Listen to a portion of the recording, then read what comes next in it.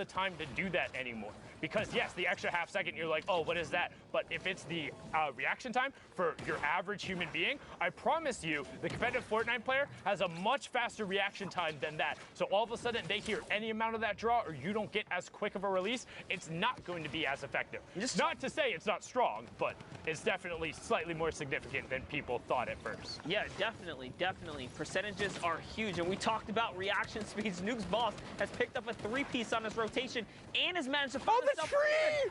So close, hits the tree as Nut walks right past him. He did do the last bit of damage, so rewarded. Any cheat, we're going to have to look at that maybe for teaming, because Nut in the tree, I mean, similar names going through there, the tree holding up there, just make sure. But no, brilliantly done from Nut. Super unfortunate there that the tree happened to be there, but, you know, sometimes luck's on your side and sometimes it's not, as we're on board here with Clarity G. Trying to find an angle, still has his baller as well as 2 shadow bombs, so a lot of utility coming out, has the heavy sniper as well, and you can see him just trying to find a spot to hang out with the baller so he won't get shot down. This is one thing about these baller rotations. The players try and hang out off the underside of builds so you won't take additional ammo. You still see about 5 of them trying to make their way up the side. Kazooie gets Boogie Bomb, but is going to be okay. And this rotation is nuts and stacked. Everyone trying to go up and over this hill. As you can see, Nistic, Tech, Twizbot, CWV, Nobu BFO, Prodigy Aces, Tendi, 2Chens, all going down to the storm. And Old Man Mountain, he is patient. He is calm, and he will claim his toll. The lobby goes from 30 to 18 in the blink of an eye. Just over the mountain, a nightmare situation for these players that do not have mobility. And it's crazy because not one friendly launch pad came down, so they all went down. Everyone paid the price there. It's like you're looking for recycled utility. It's like, who's going to be the one to do it? Hey, but if nobody is recycling, nobody gets to go. And that was what we had talked about. We talked about how this hill can end up for an awkward rotation. And look at what it spawned as the players now have to rotate back through it. TJ on the high ground. 2 players ripped up into the rift. Casker and Vayne on the low ground. Top 15 remaining right now. And somehow Clarity still managed to keep the ball with the no health. Literally all it needs is 1 shot here and it can be taken out. But with all the chaos, all the players, he's managing to just stay in it, just avoid all of these guys, avoid all this problematic. Largely by doing this, you can see hanging out on the underside of the high grounds builds. He's not going to edit himself and look back down, but right as he does it, gets the build broken. That player isn't going to be looking to knock that ball away. He wants to find Elam's Clarity, looks skyward, hits the heavy snipe, but no knocking down there. Kazooie is still in this match. Did just pick up Chief. Vayne also still in the match on the low ground. Kazooie going to drop, opts to catch himself, and then swap right to the combat shotgun. Clarity picking up Kazooie there as he continues to work downward. We're into the top 10 now. Love it. He is looking to now take down this build here. It's not held up on much. And interesting, he had shadow bombs, but he waterfalled all the way down. It's coming down now. Someone is coming down. It's his high ground to keep if he can just hold it here. There's no one there, though. It's fine. Top 5 and high ground now for Clarity all of a sudden. Still has 20 builds and the 2 shadow bombs. Oh, man, it's going back up and over. Futat tries to land on him. Clarity gets shot.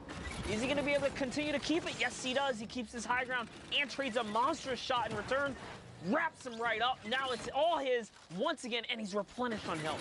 Great double trap there from Clarity onto Futatu right as he pushed in the box. Casker and TJ going at it in the bottom right-hand corner. Casker going to be the beneficiary of that one. And now he's looking. He's not staying with the zone. Using the RPG to drop down Clarity. Clarity has zone position, gets the first shot, and Casker finds it! He got the 1 shot. Casker, you lord! 5 elims, victory royale. 15 points there, pushing him up to 46. What a finish, my Lord Casker. Courage, that was pretty sick. It does not get much closer than that. Right down to the final moment. Hits the shot he needs to and wins the game. Folks, I'm back here on the stage with my good friend Dr. Lupo as we've been watching the NA action unfold. Now, Ben, we've also got a ticket to punch, but we'll get to that in a second. First, catch her to speed of what you've been looking out for.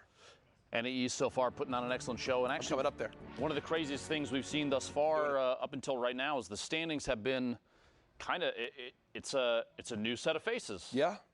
This last week, everyone that's been fighting for those spots has risen through the ranks and is now in that top 10.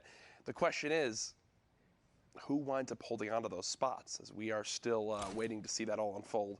Either way, though, those coveted positions, 6 more left. It's coming down to the wire. This is the last opportunity they have to make it into the Fortnite World Cup. 3,000 players from every region played through on Saturday to make it here, but right now, the top of the top of the top for NA East. Here's your standings. A quick refresh of everything we've seen. Like we just saw, Clicks, multiple games so far today. 3 victory royales, only 7. He still has 3 left. 66 points, and he's already qualified. Yeah. So you have to keep in mind, too, players like Clarity, Mega, even though all the way down to the bottom, Colorful, those players, if they end up in the top 6 for NA East, all you have to do is just adjust the list of who's going to qualify. So if you freeze it right here, this is one of the craziest things, as we head into the final week of solos, freeze it right here, every single player on this board would end up qualifying because you have 1st, 4th, and 5th pushes multiple positions down. It's insane. And that's consistency, because then you have Clicks, Clarity, Mega, Colorful, all already in the top 10 right now as it stands right now. But like I said, still have games left to play. Tough thing is Aspect already at 10 games played, won't be able to up that score anymore. We'll see if they can potentially hold on to their position. We know that that's a look at NA East. I believe we also have an update for Brazil. The final standings for final Brazil. standings for Brazil. There it is. Node qualifies.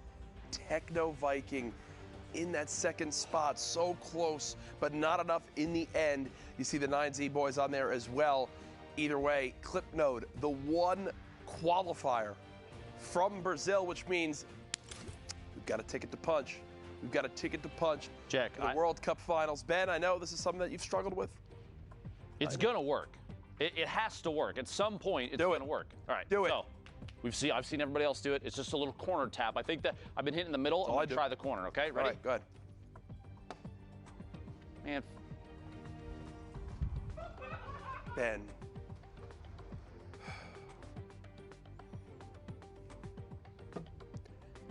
Let's throw it back to our casters.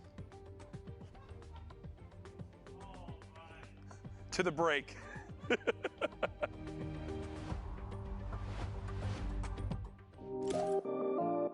Hey Fortnite fam, BallTW here to get in the nitty-gritty of competitive Fortnite. The final circles in competitive Fortnite are packed tightly with both action and players, all fighting to get the victory royale. Let's introduce one of the most common techniques used to outlast your opponents in those congested final zones. What is tunneling? Also known as snaking or pathing, this is when you build a protected tunnel while running away from the storm and into the next safe zone. When these safe zones get so small, this becomes very, very important, as there can be opposing players on all sides of you. Here's an example of the most basic tunnel, the straight tunnel. From your base, you simply build straight towards your destination straight ahead of you, with the floor piece below your feet, since you're not covering horizontally. You're exposed from your sides. However, you save materials by doing this. The materials you spend covering your sides quickly add up. Then, if you need to go diagonally to get where you need to go, you'll often see players do the diagonal tunnel. At its most basic, it's very similar. You're just changing directions as you go, once left, once right. This is very useful since sometimes you'll encounter enemies that you want to get away from on the road to the victory royale, or the next safe zone is in a diagonal direction. So just change directions and move, but make sure to stay safe from the storm. Now we talked about how you're exposed from your sides. In both versions, you can add walls to either side, or both left and right, or even in front as well. This gets really hard really fast, and this is why it's so impressive that not only are these high-level players tunneling so fast and without error, but at the same time going for crazy plays on unsuspecting opponents to rack up elimination points as well as placement points. It's a lot to take in, and oftentimes they do things so fast that you can't even keep up. Watching players like Cease, Bizzle, Mongrel, Benji Fishy, and all the players playing in the Fortnite World Cup Online Open play from their tunnels can be jaw-dropping. So there you have it, tunneling. One of the most important skills in competitive Fortnite.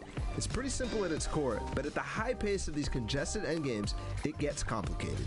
That means you need to practice, and make sure to hop in creative mode and do just that. You can practice it in the open on your own island, or use one of the many amazing pre-built training courses that creators have made. This was BallTW, and we'll see you in game.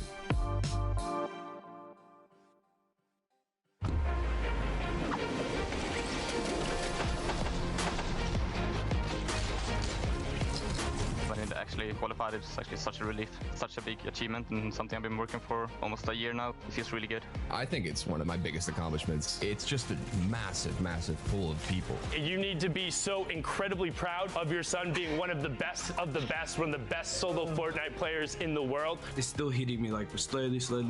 I was literally just laughing. Like, I was laughing so much. Wow, I won $50,000 guaranteed, and I'm going to New York. Yeah, gonna keep 50,000. Oh, There you go. As a kid, this is basically all you dream of. The hype's really real. It's a game I can compete in, and I think that's why I have so much fun in it. Oh my God! Oh my goodness! What a play! I'm incredibly grateful for Fortnite for giving me the opportunity to just pursue gaming and how many friends I've made through this game. Thank you for everyone who believed in me, because I honestly didn't really believe in myself. It's gonna be so fun. I love it. It's awesome. Thanks, Fortnite.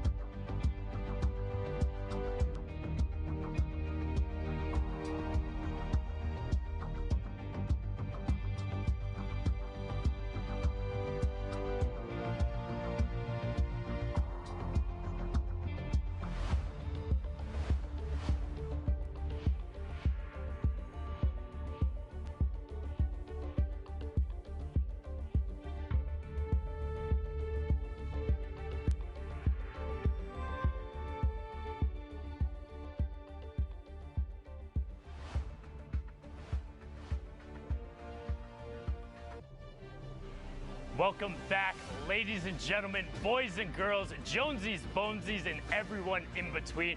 My name is Sundown, and you're watching the Fortnite World Cup Online Open week number 9. Yes, week 9 already, which means it is the final week of the solos competition. We have already seen Europe, Oceania, Asia, and now Brazil wrap up. We're going to get into the final moments of NAEs, and I'm going to need some amazing casters to bring us to the conclusion. It's going to be Dr. Lupo and Zikamus Prime. Gentlemen, take us away. You'd think after long enough, walking out from the same section would lose its pizzazz, but it's true. It's not the case. Still feels good every time. Zeke, welcome. We get to finish NAEs, dude. It's the craziest region in terms of big names. Sure. I'm still just baffled that Sundown called me an amazing caster. I mean, with an accolade like that, what else do I need? Let's hop into these games as amazing casters would. Here we go, though. Like you said, man, this is the tail end of NAEs. And again, Fortnite fam, if this is your first time tuning in, maybe, you've been with us in and out. Guys, this is it. The final week of solo competition. 9 minutes, almost 10 here left on the clock for these players to queue up. This is it, Lupo. This is literally these players' last opportunity to qualify and punch your ticket to the finals. Now, don't forget, we have 1 week left that has been moved, all right? And that will be the final duo week, but right now, it's all about solos. And remember, too, with that adjustment in scheduling comes a doubling of prize.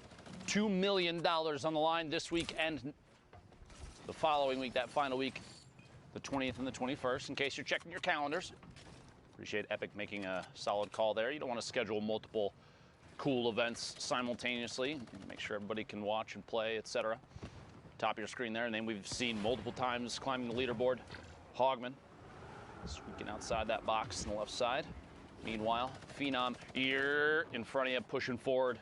Round up 28 points right now. 2 eliminations, halfway full on materials, and the all-powerful tactical shotgun in the inventory. At this point, that's a joke in comparison. Honestly, so many people, especially in competitive, favor the combat shotgun because its ability to hit at range favors accuracy, and the ability to ADS, aim down sights, for those that are not aware what the acronym stands for. do just a little bit extra damage as everything kind of accuracy is increased, everything's pushed together, the spread is not as severe. Shots from the outside here, a quick little tap. Lawden goes down. Phenom picking up third elimination. That was a great wall, or ramp, excuse me, there to mount a little bit of a defense. You know, he saw the player, he eliminated the player, someone else saw him eliminate the player. I was trying to find a better way of saying that, but I was like, let's just go for it. And then, I respect the attempt. You know, I appreciate it. Got to try sometime. You know what's crazy? I think this is the first time we're seeing Sunny Steps today as one of these final ending zones. Now, don't forget, guys, top 25 is that placement threshold. 15, 5 is the victory out, or all the additional ones as well. And every elimination is a point. So, Dr. Lupo, you know, these guys, we can't stress this enough. Like I said earlier, this is the final few moments. Everything they do is going to affect the standings, right? If they eliminate a player, 100%. If they get eliminated, maybe they make a bad call or a bad trade, it's going to directly impact the standings. On top of that, you can see big shifts in placement. Might come down to the point where some player may or may not qualify because of a single mistake. 1v1 that's lost, that kind of situation. Red Sprite on the outside. Graska finding 2 eliminations. The second to follow through is on Tilt. Pushing up the ramp here. We're in the top 25 now. Placement points going out for everybody. 41 points. Enough to put Graska closer to the top 10. Love to see that. Campfire down to the probably the only time that might be this safe. Even then, not very safe. It's multiple players. Blind pressure shots squeaking through the walls. Graska's forced to turbo build. Try and save himself and a chance to heal up on that. Campfire, you saw High Sky.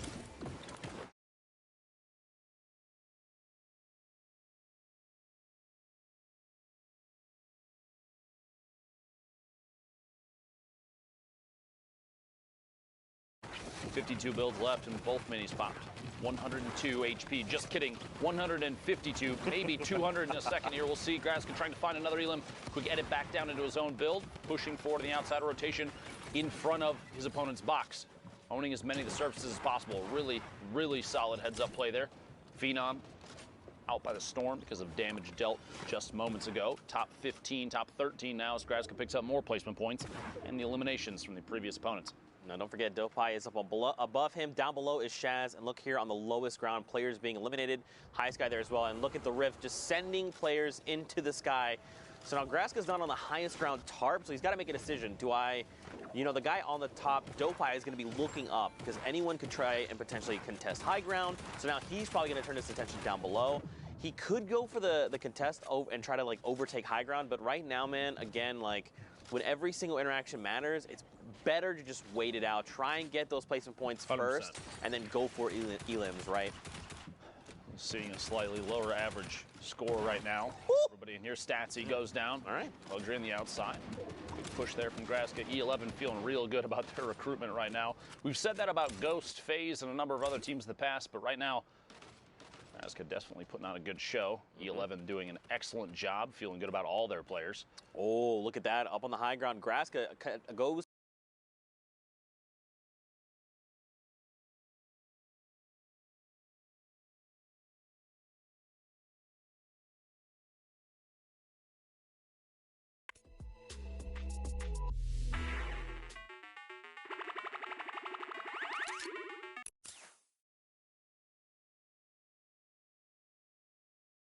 Is above as players are rotating. Look at that shot. That's exactly why.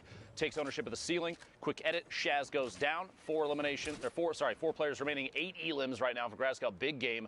Victory royale or not. We'll see here in a second. Dopey on the ultimate low ground. 30 HP, it looks like. Trick and Nyko King fighting it out. The same tarp, the same box. Nyko King drops out just before getting the elim and actually goes down himself. Trick going down to Graska. It's a 1v1 with Dopey with no builds, 29 HP. Here we go. The shots from above. Constant pressure is all it's going to take as this is Graska's game to win. Imagine a loss right now. Yeah, right. It couldn't be me. And Graska takes it home. Very well executed from him. Just identifying, you know, when to go for the high ground retake. Obviously, you want high ground heading into these later circles, but, like, you got to know when to do it. Because if you just go get aggressive and you're like, you know what, I'm just going to challenge this guy, often at times it's met with a combat shotgun to the face. Timing is everything. Timing is absolutely everything. If you, like you said, if you have a player that pushes up at the wrong time, maybe that player that has the ultimate high ground is already aware of everything that's going on above. Maybe you flint knock up, maybe you redeploy, anything. You're putting yourself in a shot that, in a position that basically says, please shoot me out of the air. Have this elimination. Excellent gameplay there. By the way, if you are on NA East, we are in the last 3.5 minutes of queue time. Get the games in, or I mean, that's a big misstep. Why would you not? Just do it. I mean, especially if you have extra games, just hop in and go for those elimination games or throwaway games, as sometimes we refer If it's your last one, though, definitely play it all the way out for placement. Yeah. So important. Absolutely. To pick up extra points there. See the mark for the circle. I mentioned that earlier. Very kind of cool that we can see that from this view. Carew from the Twitter gang, or I'm not sure. I think that just means he's Carew on Twitter. I just love all the different prefixes and stuff people put in their names. The smiley faces at the end. Is goated, spams L2. I will not lose. Love it. Love a billion of them. Picks up air cool there in the crossfire. Now he knows someone else is close. Luxury as well going to get picked up, and someone's going to send Stinks RPGs the likes over Carew's way. But look at all this free loot. I believe that is a chug jug as well. I mean, I feel like if you're going to go ahead and dedicate the 10 seconds for the Meg, just take the extra 5. Chug. Why are you not using the chug? Listen, why are you not using the chug, bro? It's, maybe he's just feeling a little bit of pressure here from things around him. Remember, we have more, I guess, like insight on this just because we can see more. We have more information than Carew does in this game. So I feel like he's got to have the audio cues to know that no one is around him, or at least no one's going to pressure. The only thought could be, is there someone maybe 1-2 layers up with a heavy snipe, someone that can drop into this box and apply pressure when I'm not really expecting it. Yeah. But he was already at such high HP and shield. Look, he's even standing still right now. This is just so you know at home. Look at that. That wasn't even a spectate issue. That was literally he sat there and did nothing. Yeah, I mean, at that point, you might as well have just taken the chug. And just leave it behind. Listen, it's okay. Leaving it behind now makes sense. Yeah. You're not going to get a chance to use that, but not using the chug in that moment feels like a misplay. It's all right, though. Hopefully, very can well figure this out. Could come back to bite him. But look, if he gets a siphon, he's going to be fine. Yeah. I believe that might be what he's banking on. It's like, look, let's just go for the siphon. He knows. He read the script, right? He knows that this is about to be an Elam for him. Joke, by the way, internet, Reddit, please. There's no actual script. Kidding. 30 players left. We're looking at top 25 soon. Carew just rotating around inside this baller, not putting too much pressure on anybody. You don't want to make yourself a target and make anybody frustrated. You break their builds, that kind of thing. You know they're going to lash back. Calebur in the feed, pick it up. Elam on Tandy. Players in the ultimate high ground stills. Carew's rotating this ball. He's not the only one, though, as you see a swarm of ballers in front. Right here on the edge of top 25. And this is what we're going to see, right? Everyone's slowing down their game. Justin, unfortunately, going to be edged out right there at the end. And this is probably when you wanted to, this is the least optimal time to be eliminated, right? Right on the edge of top 25. Because it's heartbreaking, because you wasted 20 minutes getting to top 26, and then you get popped. Whoever you see in the feed next, oh, there it is. I believe it was Swifty Slides goes down. Very sad. Yeah, if you jump into a game and you're eliminated like 86, maybe pick up an Elam or two, you're like, you know what? No big deal. I hopped in. Good use of time. Yeah, but if you hop in like that and you get eliminated, it's rough. Right now, not the best. I guess the last game, too, not a huge deal because you know that, oh, God, we're going to get another one in. But this is a lot of players. Styles on Gek all the way to the bottom of your screen, falling outside of the zone, probably going to go down 2 storm damage on your screen. Were the point schemes, how to get points, placement, and eliminations, very important. Percently, 0 elims, 101 builds, 17 left, looking all the way up top, pushing his way back up. Player inside, a lot of baller play in here. You got to remember too, I feel like if you mess with one baller, you're going to get the whole swarm, so you got to be careful because there's going to be a lot of people flying around you. Gal all the way to the top. Zakep, NA East out of time for queuing. Bugabot dropping in as well. Sebi goes down. Animal pick up that elimination. You know, I feel like at this point, because there's so many ballers rolling around, like you just gotta crack them. Yeah, there goes one. Speaking of, Animal forced out of the ball, are gonna have to build up and tarp out at the level here, which is kind of tough because there's nothing else connecting what he's built in on, unless somebody connected from above, which they may have. We'll see here. Good chance to farm up a little bit of tree. Get some wood there. He's only at 331. Might as well pick up as much as he can. Move forward and build out towards the front of the safe zone, boxing up and looking back inside for an opportunity to take shots. Awareness here extremely important. As a player in a potential top 10 on the board situation, you want to look for every chance you have to pick up even just one elim. Even a tag on a player that may go down to the storm, because that will count as a point too. You have that 60-second window. Recent patch changes, changing the way that players are playing. Shots through the window, big hit there, finds Briggs, an elimination. 8 remaining, that's the second one for Animal. He finds himself a combat as well. Now, he did not pick it up. I don't think he realized. Unfortunately, he's going to be caught off guard there a little. Unfortunately, when you happen to, in those situations, you're trying to rapidly pick up loot, you're just going to drop a few things that you don't mean to, and that's kind of what we saw, unfortunately. But look at all the spread of people here, Lupo. Everyone's, like, Percently's basically in the stratosphere right now. Just now deciding, let me rejoin everyone down below, playing Fortnite. Mooncakes gets picked up in the crossfire. Now it's only top 5. Let me join everyone playing Fortnite down below. I'm playing a different game up in the sky. Percently and Jen now on the ultimate high. Tendons in the mid, and one player, I believe, floating in right now. It's Crazy Ken dropping in. If Percently doesn't look up very soon, it's going to be scary immediately. Nope, Crazy Ken going to go down to the storm. Tendons in the ultimate low. Percently has the HP advantage, and it does pay off big as the storm takes Tendons out. And that's a victory royale, a 1 elimination victory royale. 11 points is still big. Yeah, it's hard, right? Because like in games like that where you have the 1 elimination and the 10 points from the victory royale, it's kind of like, you know, you could have gone for more, but it's 11 points. 11. Look at it this way: 1 elimination and 26th. That's 1. 1 elimination and a win. It doesn't matter. At the end of the day, it doesn't matter. You still got the victory royale. It all adds up. Meanwhile, Symphony, a name we've seen maybe once or twice. Wink. Very well-known player here. 40 remain.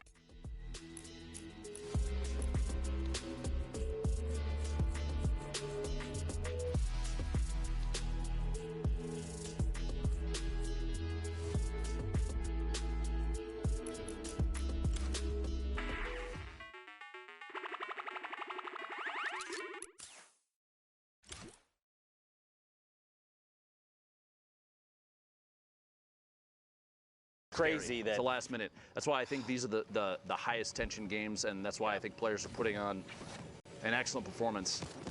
Shots here, the infantry rifle. Oh my gosh! Nylon is bad aim. Beamed out of midair. Symphony showing that he does have the good aim, that good that you want. You know, man, this is such a great point though, in that like, because this is coming down to the final few games, right? This final 10, either 10 games or 3-hour window to play in. You're just going to see people play very different, right? Like maybe someone's more aggressive, but you're trying to say, look, I need to play for placements. I got to at least hit top 25. Then I go for eliminations, right, to maximize my time.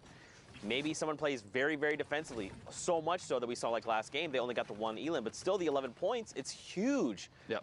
But if you only get 1 elimination, you're eliminated like top 25, it's only 4 points. And that's where, again, we talk a lot about, you know, time management, game management, knowing when to be aggressive, when not. It all comes into play. You have to realize, too, I've seen a little bit of this on Twitter from a number of different personalities in the Fortnite community. People are talking about how once the 20th and the 21st goes by, once the 10th week of competition is done, we have a month of decompression.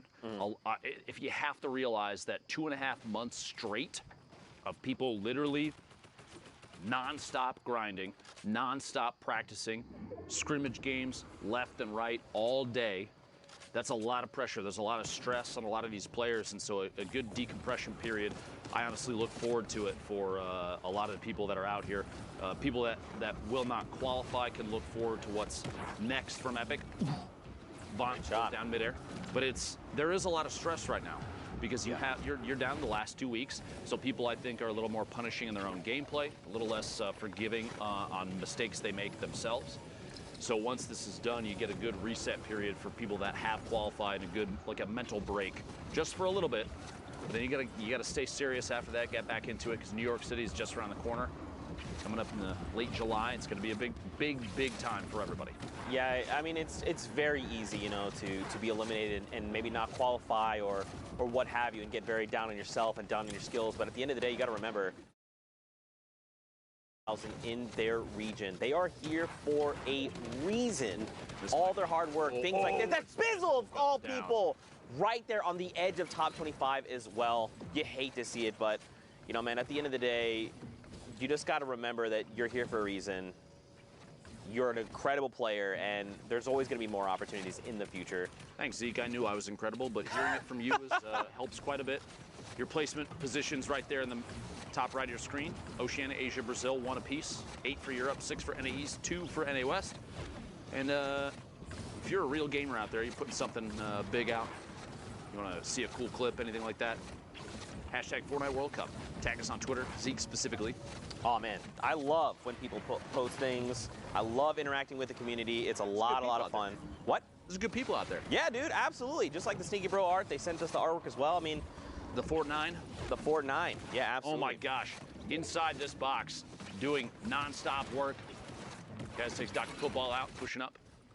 Horn in the ultimate high ground, looking down from above. Thwifa.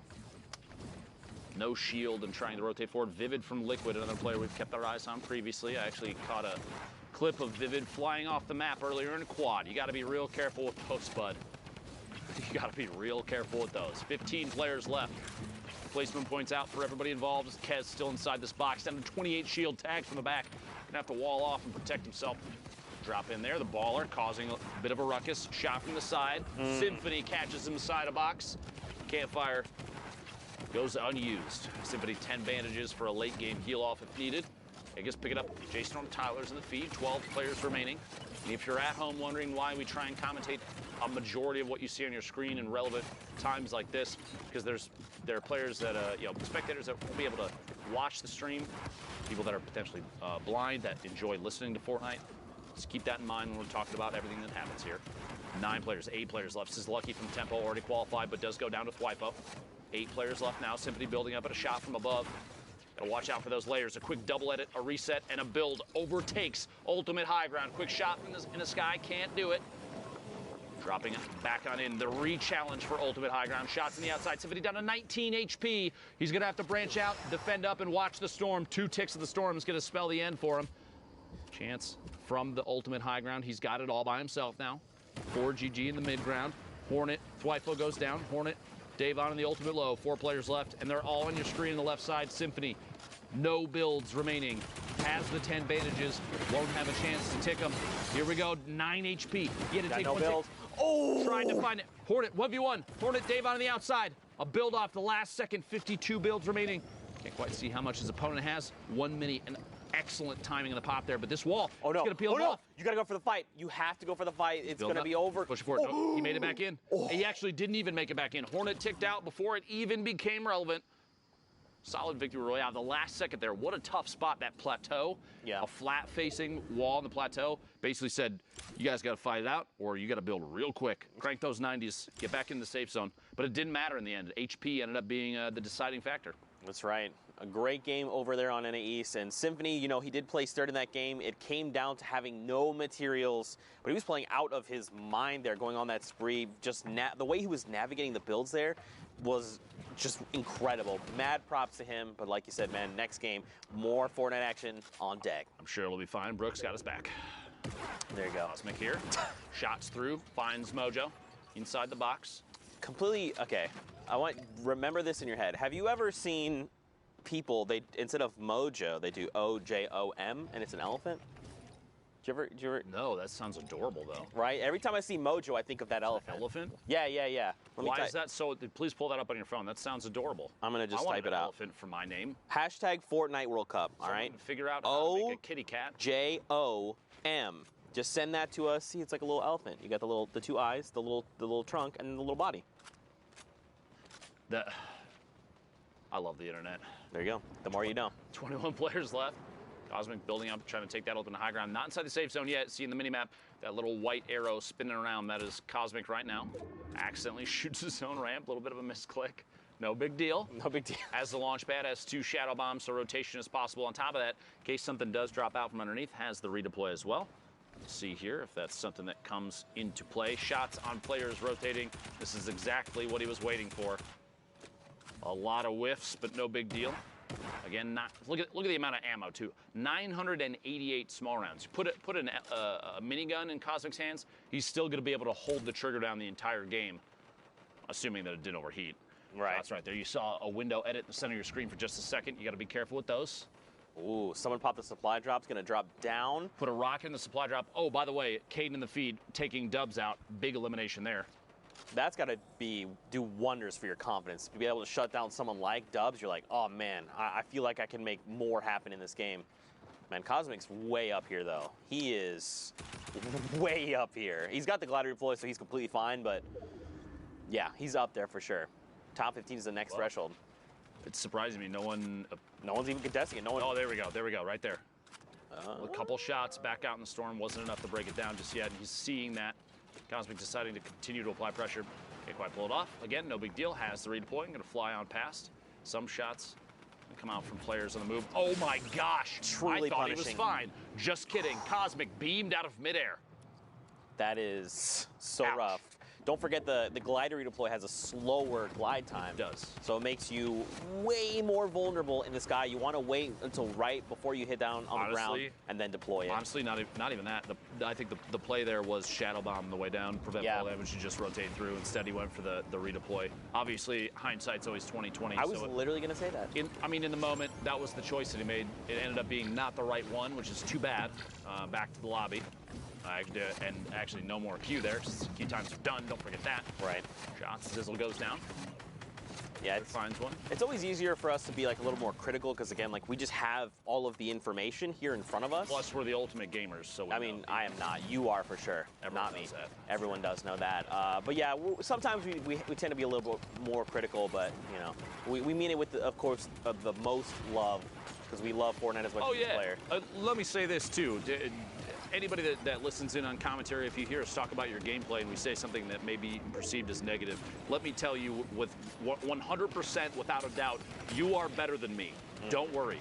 That being said, I can see things that you can't right now, and because of that and my ability to commentate the game, I have the opportunity to say things about your mistakes. Sorry. Don't worry. I hear it from a lot of people every time I mess up in stream. It's all good. 14 players left. Trick FN pushing forward. I did see the man, the myth, the legend, Yogurt Fart in this game as well, so you got to keep your eyes out for that. Big set of plays potential. The names. Here we go. Yep, Yogurt Fart actually there he goes. Finds an elimination over on Tasky, and we've been in top 15, right? So now we have another round of placement points. This is where going from top 15 to top 5. Ooh. That error margin, much bigger. Benji going to pick up here by Trick. A second one over on Face Maxi. Wow. Let's go, Trick. Set of eliminations there. Trick has a chance to keep this going a little bit longer if he wants to. Opts not to, but he is positioned against that mountain edge. Quick window edit and shots before that player can use the launch pad and try and get the heck out of there. Trick moving forward, going to box in and start the rotation. Still not in the safe zone. Yeah. Keep moving. You notice here saving materials just a little bit, not walling off because he knows he's on the ultimate low ground. Oh no, Lupo, the side of the mountain. It's Father Mountain. Look, Trick has to go right now. Cadden is going to do is crank 90s. Brother. Yeah, you just got to go up right now. And look, actually, it's fine. Trick caught a player on rotation. Stretch is gone. The edge of the storm here, and he's actually. Where do we go from here? Where are we going from here? We'll find out in 3 seconds. 6 players left. We're looking at the last possible rotation for a lot of people here. Player peeking down from above, maybe a chance to take shots. We're going to the northwest. He's actually totally fine. Big luck there for Trick. 6-3 builds, down to the last second shot. Oh! Colorful from the top 10. There was also a launch pad. Did he get it? He did not, but at this point, this late, probably not a big deal. 3 players left. Shiga, Caden takes shots, sandwiched between 2. Trick gonna drop down and apply pressure, says, Shiga, you can wait on the ultimate high ground. I'm gonna pick up this elimination, the HP and shield from that. Some materials, Trick down to 8. Man. And that's that. Fall damage. You see that? Shiga just jumped right on in. He probably ran out of builds. Listen, you know, at the end of the day, slid down the edge of the mountain. That's what probably would have been the better play there. But at the end of the day, he lands the ultimate Trick shot. Back over to Sundown in the studio. Sundown, what you got for us, friend? What I don't have is bad jokes like that because he didn't even fire a shot. So well done from Trick there to ride that one out. Good victory royale. I'm here with Monster D. We're going to take a look at some of the gameplay that happened in that last block real quick. Let me hop on up here and let's break these plays down. Yeah, we got a lot going on here, and the player to look out for, E11 Graska. These E11 boys have been on a rampage, and we just want to highlight how much of a rampage these guys have been just going on. Graska in specific here, you'll see a nice string of elims kind of coming out of him, using Shadow Bomb, just keeping it super technique and super textbook. And I just want to talk about his mentality because I follow him on social media. He is the type of player that wants to improve week after week, and that's what we've seen from his early placements around the 60th, and we've seen as high as 14th with this duo, Daxter. So they are just out of contention. Anyone in that upper top 20th kind of bracket as either a solo or a duo team have what it takes to kind of seal the deal here in these final moments. And this is just a solo competition. Take a look here. But remember, he's going to be another player to look out for next week as well. So keep your eyes on them as, again, just wrapping things up. You saw just a little bit of Trick in the previous game. He wrapped up the likes of him. And look at this. 50 points, right? Trick was in about 55. This win right here puts him back up. That's a 4-point swing. And that puts him at about 54 last we saw. So Graska's in a running. Now another look. Kez, same thing, same situation, same deal here. GA Kez putting on a show here, showing that the combat follow-up just swift. No time for hesitation. The reaction speeds are clean. The mechanical skill is here. So not just European players showing up here, Sundown. It's NA as well. NA East here making a big run throughout the evening here. And just super clean. Super clean from Kez, indeed. Not just Europe who has put on a show. Every single one of our regions so far have been absurdly close. Like, we quite literally haven't seen a week like this so far. We are going to get back into the very final matches. NA East is so absurdly close. I cannot wait to see who takes away one of those last 6 spots. But we're going to go right on over back to Lupo and Zeke. Thank you, Sundown. I appreciate you. And I do appreciate every region. Europe, NA East, NA West, Oceania, Asia, Brazil. Y'all some gamers. Keep that up. Don't change. All right? A lot of people working like crazy to try and qualify for the Fortnite World Cup in New York City. Those finals are going to be insane, by the way. Look forward to that. And let me just say, too, going through this, I can't think of anything in my career thus far that I've put more time and energy into than casting Fortnite events. Like, the amount of dedication from everybody on the production team to go into this, I hope that we have all done what they would consider an excellent job thus far, because this has just been a blast, and I hope we're putting on we're representing the players that we have a chance to commentate over accurately. I hope they all feel the same way about what we've done thus far. 8 spades here on your screen. Top, middle there. Abe taking a chance to just pop a little bit of a mini. Got a metal tunnel underneath with another player down below. A quick stink toss. Pressure being applied. These fly-ins there. Symphony top of your screen, but Baldy, player we've seen a number of times. The flint knock in hand. Ooh, all right. Epic AR and a rare combat shotgun. This is the loadout you want. Oh yeah, this is big value. Because he has 2 campfires, 6 minis. He's got the turret in case he gets ultimate high ground and he needs something to just connect back for 1,000 HP. It's a big value right there. Typically I say, very rarely do we see players utilize the, we'll say the pew-pew mechanic of the turret. Right there, shots. 5 goes down, a big pickup. First elimination for Baldy, 49 points. But yeah, the loadout is excellent right now. It kind of covers everything that he's going to need in any given moment right now. Poach from Liquid. Smack to the bottom of your screen. A lot of players that have been in the top 10 multiple times popping up right now. Air cool, spades all the way at the ultimate high ground. 38 players remaining. We'll climb our way all the way back to the top. The launch pad out. Good rotation right now. The later you get into a game, the less value a launch pad has, because unless you're going to ramp up above and use it with the horizontal trajectory, which, don't get me wrong, is very, very good. But if you're trying to go for verticality, which, by the way, a player lands in the same box, a quick trap, it's not going to go down, but Zlem still pays the price for trying to challenge spades for ultimate high ground. Might not be the last one either. Oh my gosh, the number of players flying around above is insane. Spades, can he follow through? Can indeed. K-Dude goes down as a launch pad again. Sorry, that got ridiculous. But the late game launch pads, they lose value because the more time you spend in the air, the more opportunities other players have to take shots at you as the storm starts to close. Spades sharing the wall with another player, gotta be careful. Box up and keep on rolling.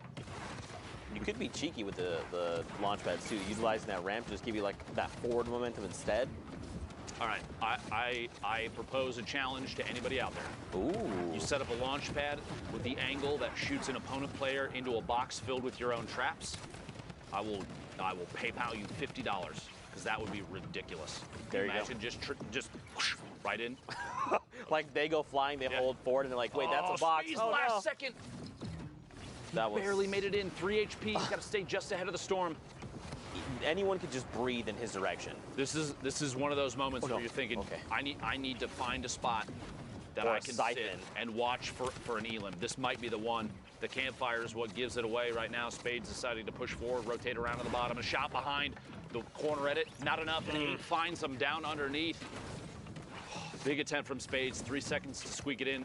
50 points right now for Spades. We're the top 25 now. Hornet all the way in the ultimate high ground, it looks like.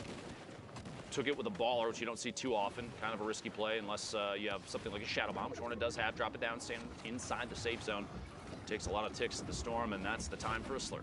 Yeah. Big value slurp. Big value slurp, but don't forget, it does take quite a while. It's 1 HP a second.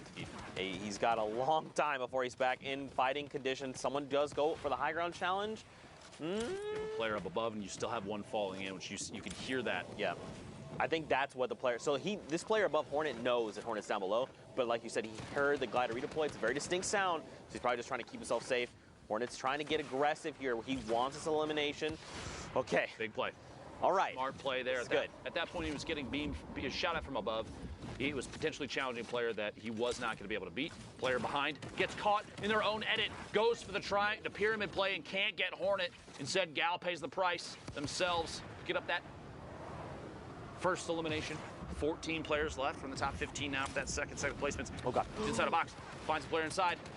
CWV goes down. One more push. Rotation on the outside. Poach in your feed. Eliminated as well. Oh, there's players all around Lupo. Right underneath another player. They're holding it down. Trying to reset the ramp underneath. Can't get it 3 times. Gonna have to melee their way through.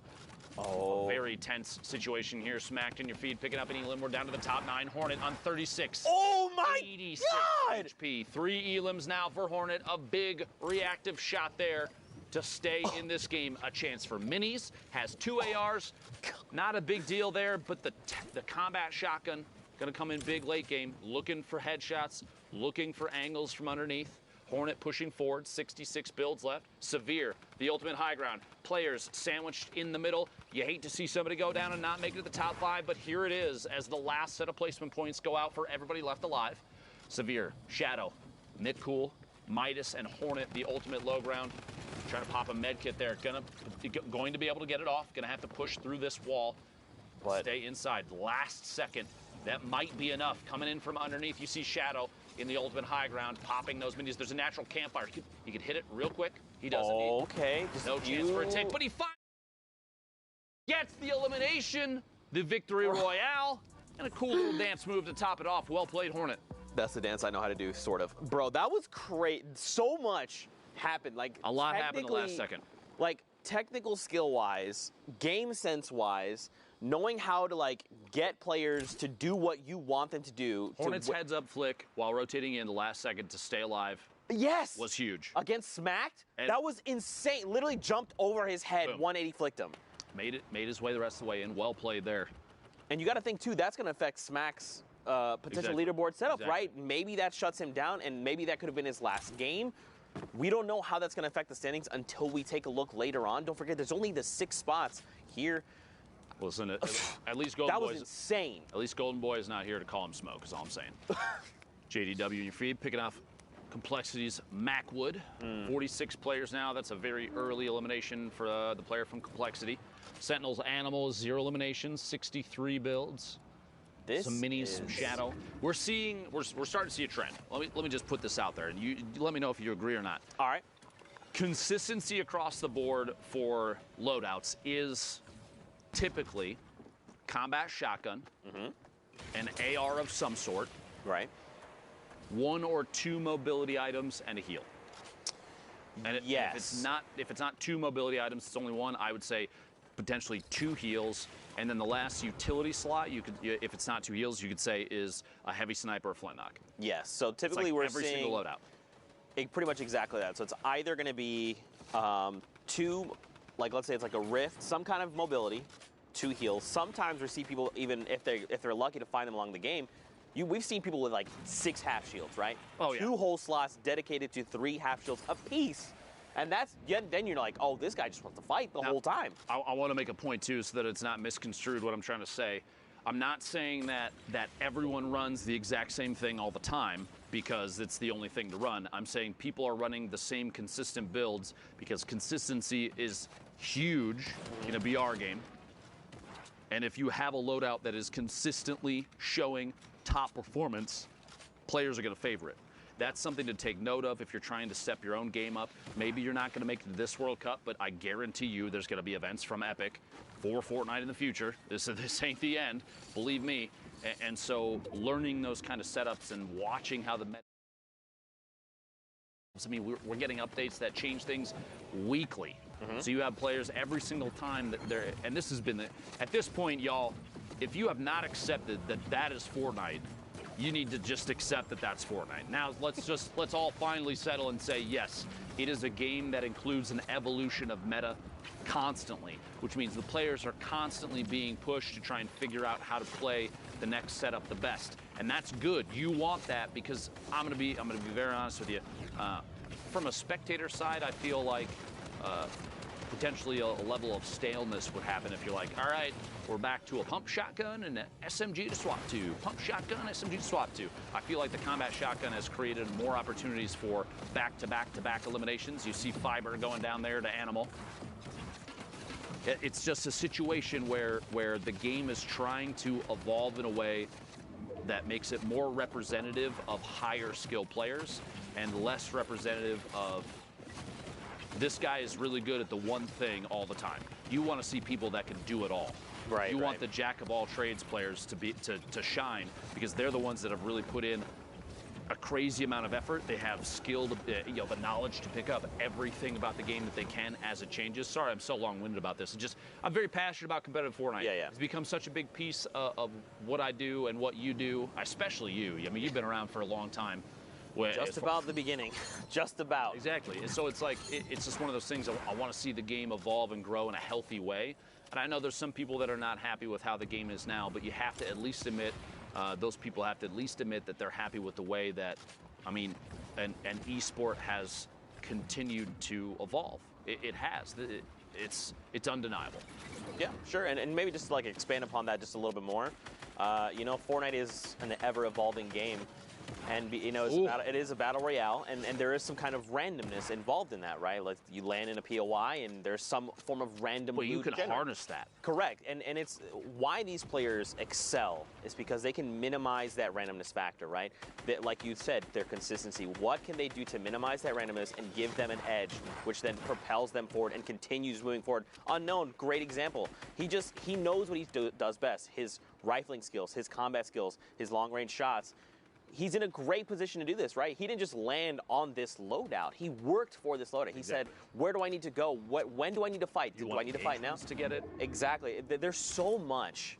Like, on the surface, Fortnite may seem like, I guess, borderline one-dimensional, kind of, but there's actually so much depth to the game. I wouldn't even say on the surface it seems that way. You've got building and shooting and strategic positioning. Yeah, there's a lot to it. Elevation, game changes, what you land with, how you're feeling on the day, what your skills are like, where you've spent your time. Have you done your shooting practice? Have you gone into playgrounds before then to practice up your building skills? There's so much. This is why I love Fortnite, dude. You're gonna make me nerd out, and we're gonna have long conversations about this. This has been Deep Thoughts with Lupo and Zeke. Meanwhile, top 5 situation. My apologies for all that. Unknown from KNG with 6 eliminations. 19 builds. That Rift may or may not come into use here. It'll be tough to know just yet. TJ, the ultimate low ground. We're already in the top 3. The swap there, Baltic, Dylan, Glow Navy going down outside in the storm. Unknown dropping in and challenging Jayfree, but he actually gets dropped all the way to the bottom. Stuck top to bottom of TJ. Oh my! Box, the traps. Oh my gosh, he completely shuts down Jayfree. But look at the health difference. If he's not careful, dude, and they spend time in the storm, Jayfree has health advantage. He's got to be really careful how he approaches this. The slurp, though, Unknown could potentially pop it. Should here momentarily, I almost anticipate. Here we go.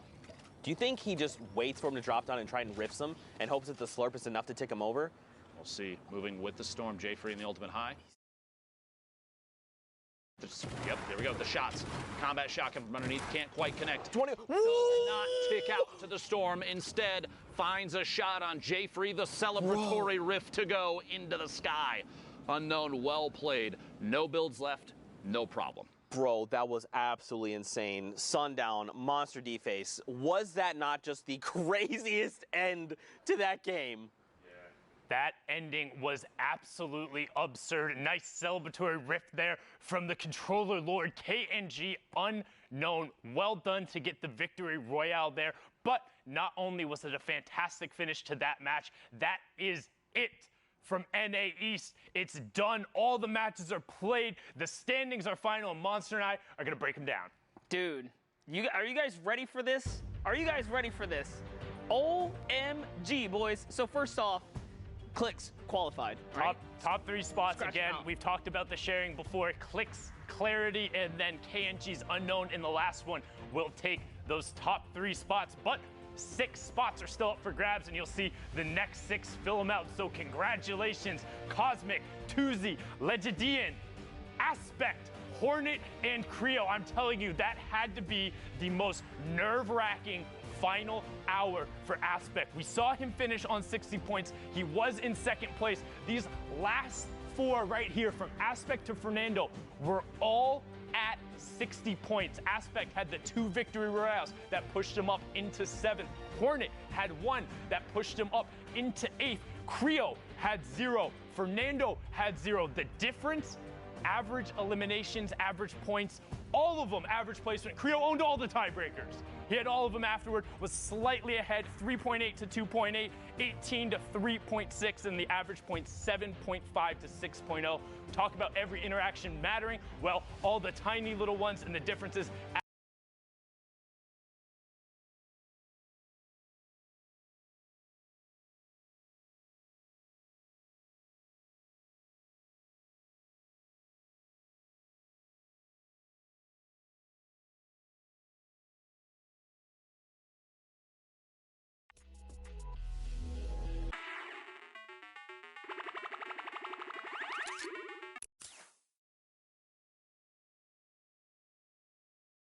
Are you feel?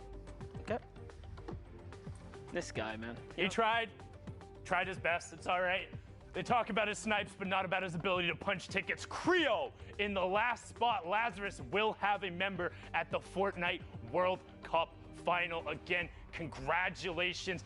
But you can see out of the 19 spots up here, only 17 have been filled. We have 2 more for you coming out of NA West. But for now, we're going to go on a quick, well, not so quick. We're going to go on a 30-minute break in between the regions. Go walk your dog, get some water, get a nice little meal in you, because when we come back, the rest of the NA West matches in the final 2 spots will be punched for the solos competition to the Fortnite World Cup final. We'll be right back.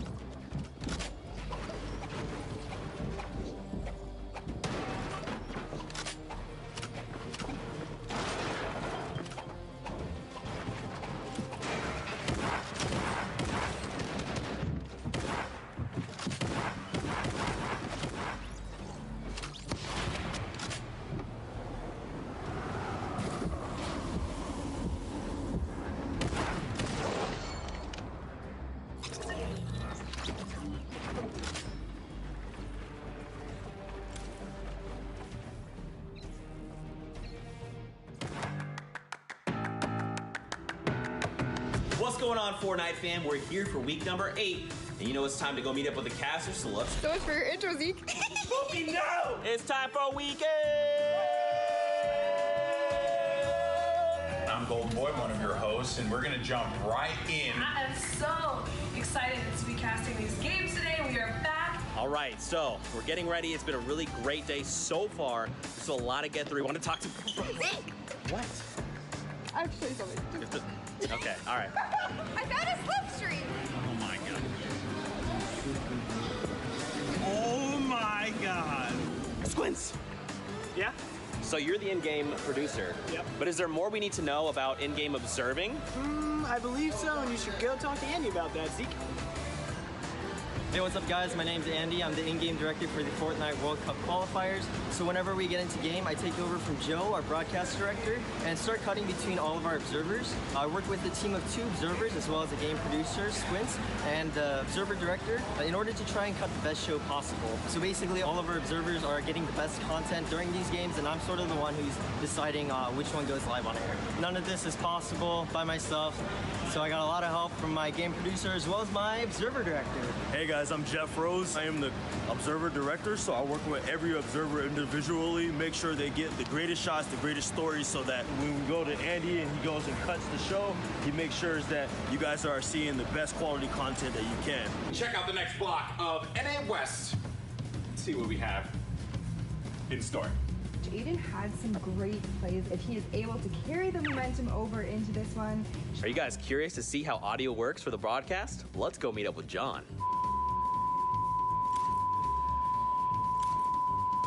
Hi, I'm John. I'm the audio mixer, or A1, on Fortnite. Welcome, Fortnite fam, to the audio booth. This is the audio board. All the audio that you hear goes through my hands. This is all of our wireless microphones. Here are all of our in-ear monitors, or IFTs, so that I can talk to talent. Like, usually it's something like, hey, Zeke, turn on your mic. And then they turn on their mics. I think Zeke should have heard that right now. Did you hear that? Nice. Also, I have a window.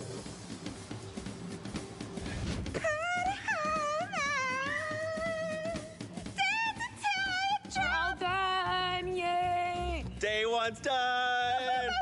What are you talking about? World Cup finals over, guys, okay? I won everything. Guys, I just want to let you know, my favorite person in the world is in this room. Wow. Which one do you think it is? It's not me. I'm happy to tell you. It's not me. It's actually Kitty Plays! Boom! Right there! You know, it's not easy making this look good. Let's go meet up with Monique, the makeup artist, to see, No, I don't like that guy, Zeke. He's such a... Oh, hey! Hi, I'm Mo. I'm the makeup artist. I'm the one that makes these nerds look beautiful. Oh, Zeke. Sorry, let me just reel.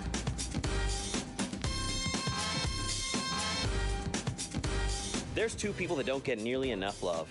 They are the people who operate the cameras, and I'm going to introduce you to them right now. That's Allison. That's Mahoney. That's Mo. Hi. Touched on right there is when he gets knocked out with that RPG, instantly rips. Oh my goodness, that was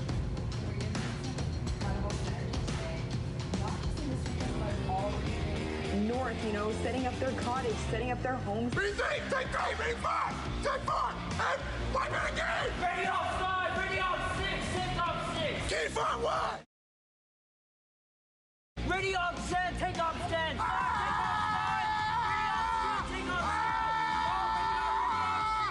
And cut. Keep up the good work. Are we gonna do a Fortnite? Wait, come on. Let's do a Pookie. Let's do a Pookie on 3. 1, 2, 3. Pookie. We have a post-show pinata. Get it right now, see. I'm right there. Get Pete in the face.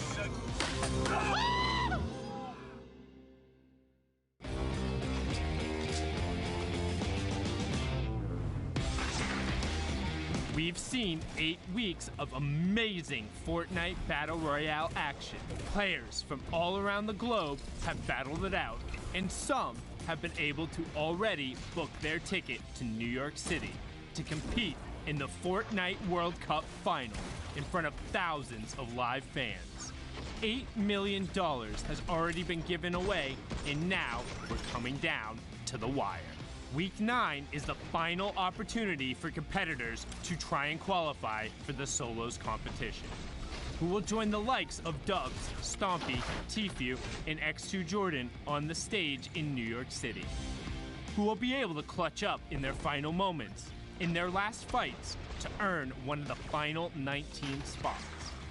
And with the last 2 weeks on the horizon, we are increasing the weekly prize pool to $2 million.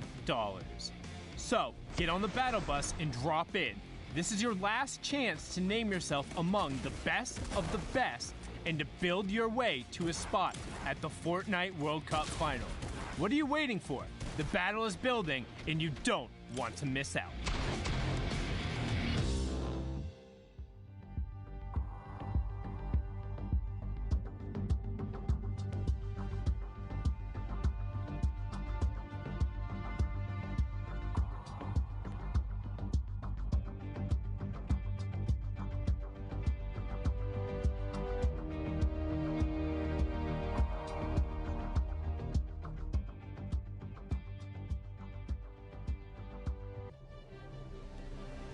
Ladies and gentlemen, welcome back to the Fortnite World Cup Online Open Qualifiers Week 9. The solos action continues. NA East is done. NA West soon to begin. My name is Jack Courage Dunlop, and I'm here to provide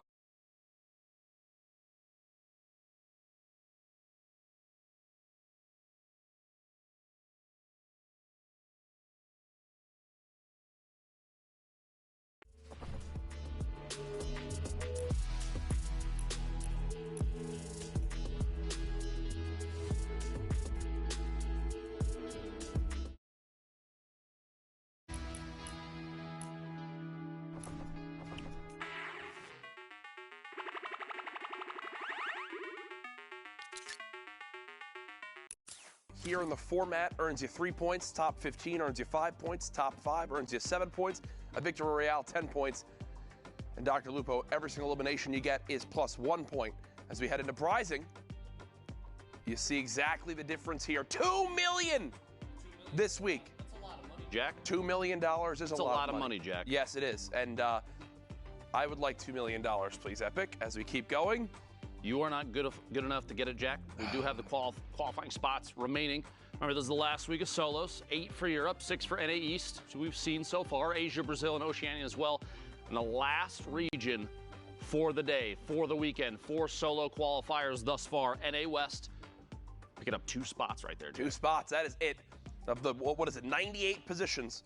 2 remain. Who will get them in the end? As you know, the top 3,000 compete here today. We've been using the hashtag Fortnite World Cup as we do every weekend to see your guys' thoughts in the day. I've had some pretty wacky questions for you guys up to this point. Not sure exactly what to expect from this, but here we go. I'm really enjoying the Fortnite World Cup. Can't wait to see who comes out first today. Hashtag Fortnite World Cup. Thank you, Hunter. Appreciate that. I genuinely think at Zikamus Prime is such a good caster. I never hear him mess up on words or say something dumb. That's a paid actor. Kato, Fortnite World Cup. Yes! Love all that stuff and beautiful artwork right there. Here's my Bright Bomber, unfinished artwork, Fortnite World Cup. I'm looking for Sundown's Twitter. Is that even his name? By the way, he's the best. Also paid actor. But Sundown's Twitter is at CourageJD, so we'll go ahead and get you linked on up with him. So, Discord, we have a great interview. You do indeed, Jack. You're ridiculous. I don't know. It's just what I had to do. But no, we have an interview coming on in here. Can we say hello? I believe it's Aspect. Hello? Aspect, what's going on, brother? Up? How are you? What's up, man? I'm fantastic. Are you playing out of your kitchen right now? I'm in a house with with Animal, who's my teammate, and then Kearney, who's another competitive player in Philadelphia right now. We're all set up in like the kitchen, living room area. Jack is extremely jealous of how close you are to the fridge. Yes, I am. I can roll over to it. It's pretty nice.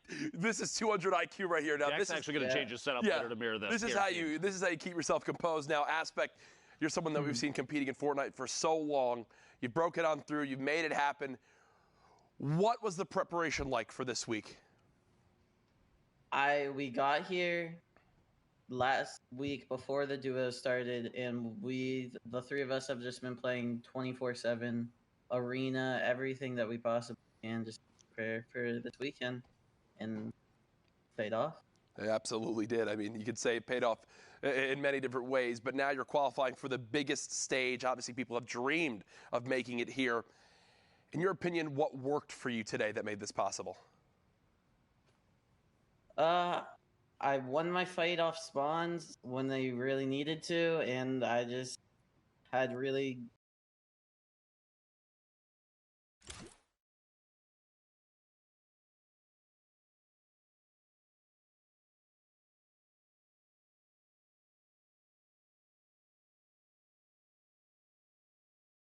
complain with that one too much. Now, when you found out you made it, who'd you tell first? What was your reaction? all of my bros in my bro cord. I was in a channel of like at least 10 of them, just screaming. And then I called my mom and my dad, my grandparents, and obviously the people that I'm living with right now. They found out too. I'm sure it was the screaming that gave it away. That's too awesome. Now, Aspect moving forward, we've obviously got, you know, the Pro-Am coming up that I think a lot of people are excited to watch. We've got the duos, but then New York City, the World Finals event. Have you ever been to New York City? How excited are you? I was in New York when I was like 7. I'm really excited to go. Really excited. I'm going. My sisters and my dad's gonna be there. It's super fun. I'm gonna meet all my bros IRL. It's gonna be a great time, and I'm gonna win like $2 million. Oh, there we go. I love the confidence. I was literally gonna ask. I said you have your family coming. All these people are gonna fly out to New York to see you play the Fortnite World Cup. What's your prediction and how you're gonna do it? I think $2 million is easy. Hey, right there. It's a good weekend of Fortnite, I think, if you wind up making it. Aspect, it's great to hear from you. I'll give you the floor. Any shout outs you want to do? Shout out your social media. Let us know. I will say I only quad today because I used code SEND-ASPECT in the item shop. Nice. My Twitter is AspectFN_ on Twitter. Make sure you follow that. I need followers. I need the impressions, please. My Twitter is AspectFN. I mean, my Twitch is AspectFN. You should follow that too because I am an alpha male. And yeah, that's all I need to shout out. Love that Aspect. Congrats again, brother, and we'll definitely be seeing more of you soon. Keep practicing, and good luck. Have fun in the final couple weeks. Folks, that is Aspect there. Absolutely great to see. Awesome, dude. As now we take a look, our next thing we're going to go through before we get to our games, where we currently stack up in NA West. The last region, Jack. That's it. All of it's on the line, and at the top they're already qualified. Okay, Peak is always but holding first place, Jack. You can't deny it. You can't push him out of the spotlight. World Best Gaming Pika all the way up here, 31 points. Barely a lead. I mean, we're only a couple games through thus far, 2 or 3 across the entire top 10.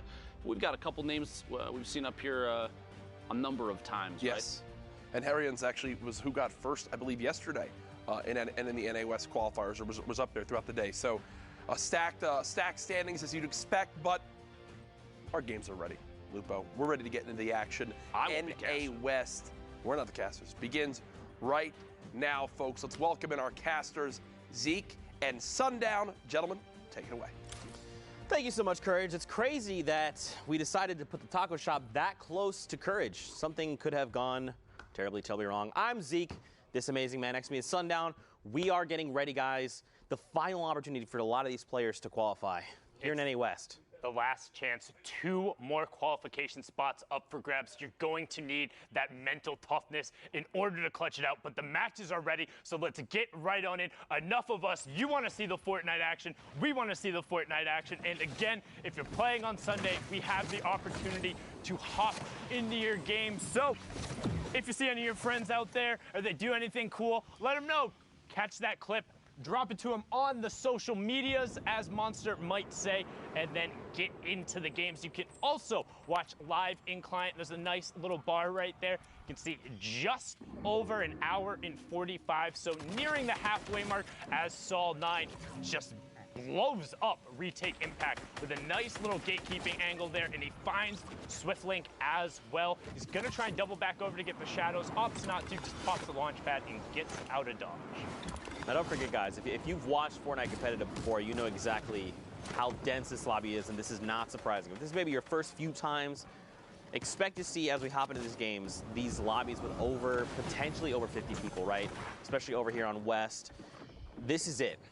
Last chance to try and rack up points and secure one of the 2 qualifying spots on the line for West.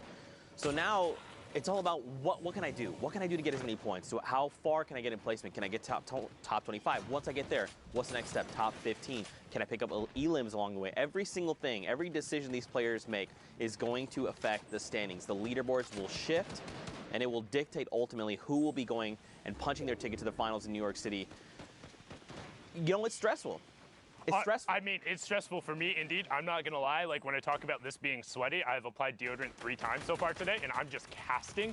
Like, it's been absurdly hype, yelling at the number of plays, the flint knocks that have been broken out, just nuts all over the place, inspired by with a good drum gun spray over there. Antidote also getting taken down.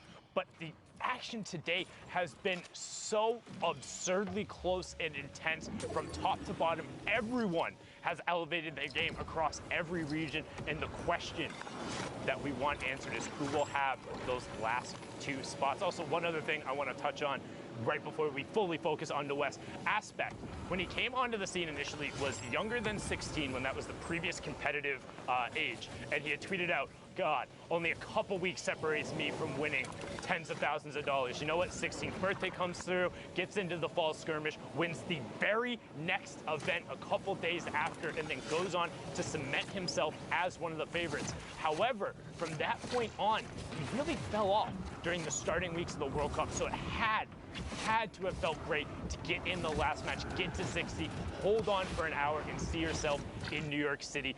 Brilliantly done from Aspect, one of the original young lords, but now a veteran on the scene. Again, congratulations. But as I said, East is in the books, and we're on to the best of the West in here with Zaytan as he pushes into the box and picks up PTO Quake, getting close to that first placement threshold of top 25 for 3 points. You see Zaytan has one heck of a loadout on him.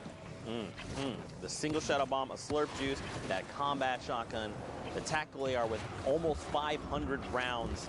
Zaytan is ready. He's looking to take engagements, especially with the slurp, right? Even if he does get chipped into his HP, he can use that slurp to top himself off. We just hit top 25. This is huge. Those first 3 points coming in is going to make a difference. Now, don't forget, every elim is a point. So right now, Zaytan is looking at 5 points if he was eliminated right here. Now, of course, he wants more. He's still hungry. He's looking for that victory royale. You see players trying to rotate here with the backs to the storm. He's going to look for picks. If he can, one's going to get caught. The edit there, the door. Hello, welcome to the world, Twinkies. Not going to survive the apocalypse there. Twinkies does get taken down. Zaytan, however, in one of those tight little box situations. Oh no, he metroed himself.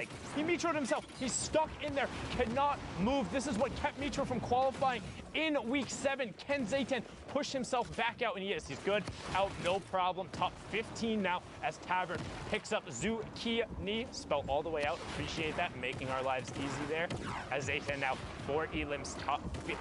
9-point game so far. Inspired Ride picks up Muddy as Meat, and we get closer to the top 10.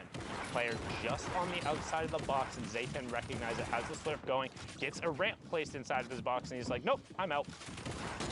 That could have been disastrous, man, that shuttle bomb play. But it's okay, Zayten's recovered.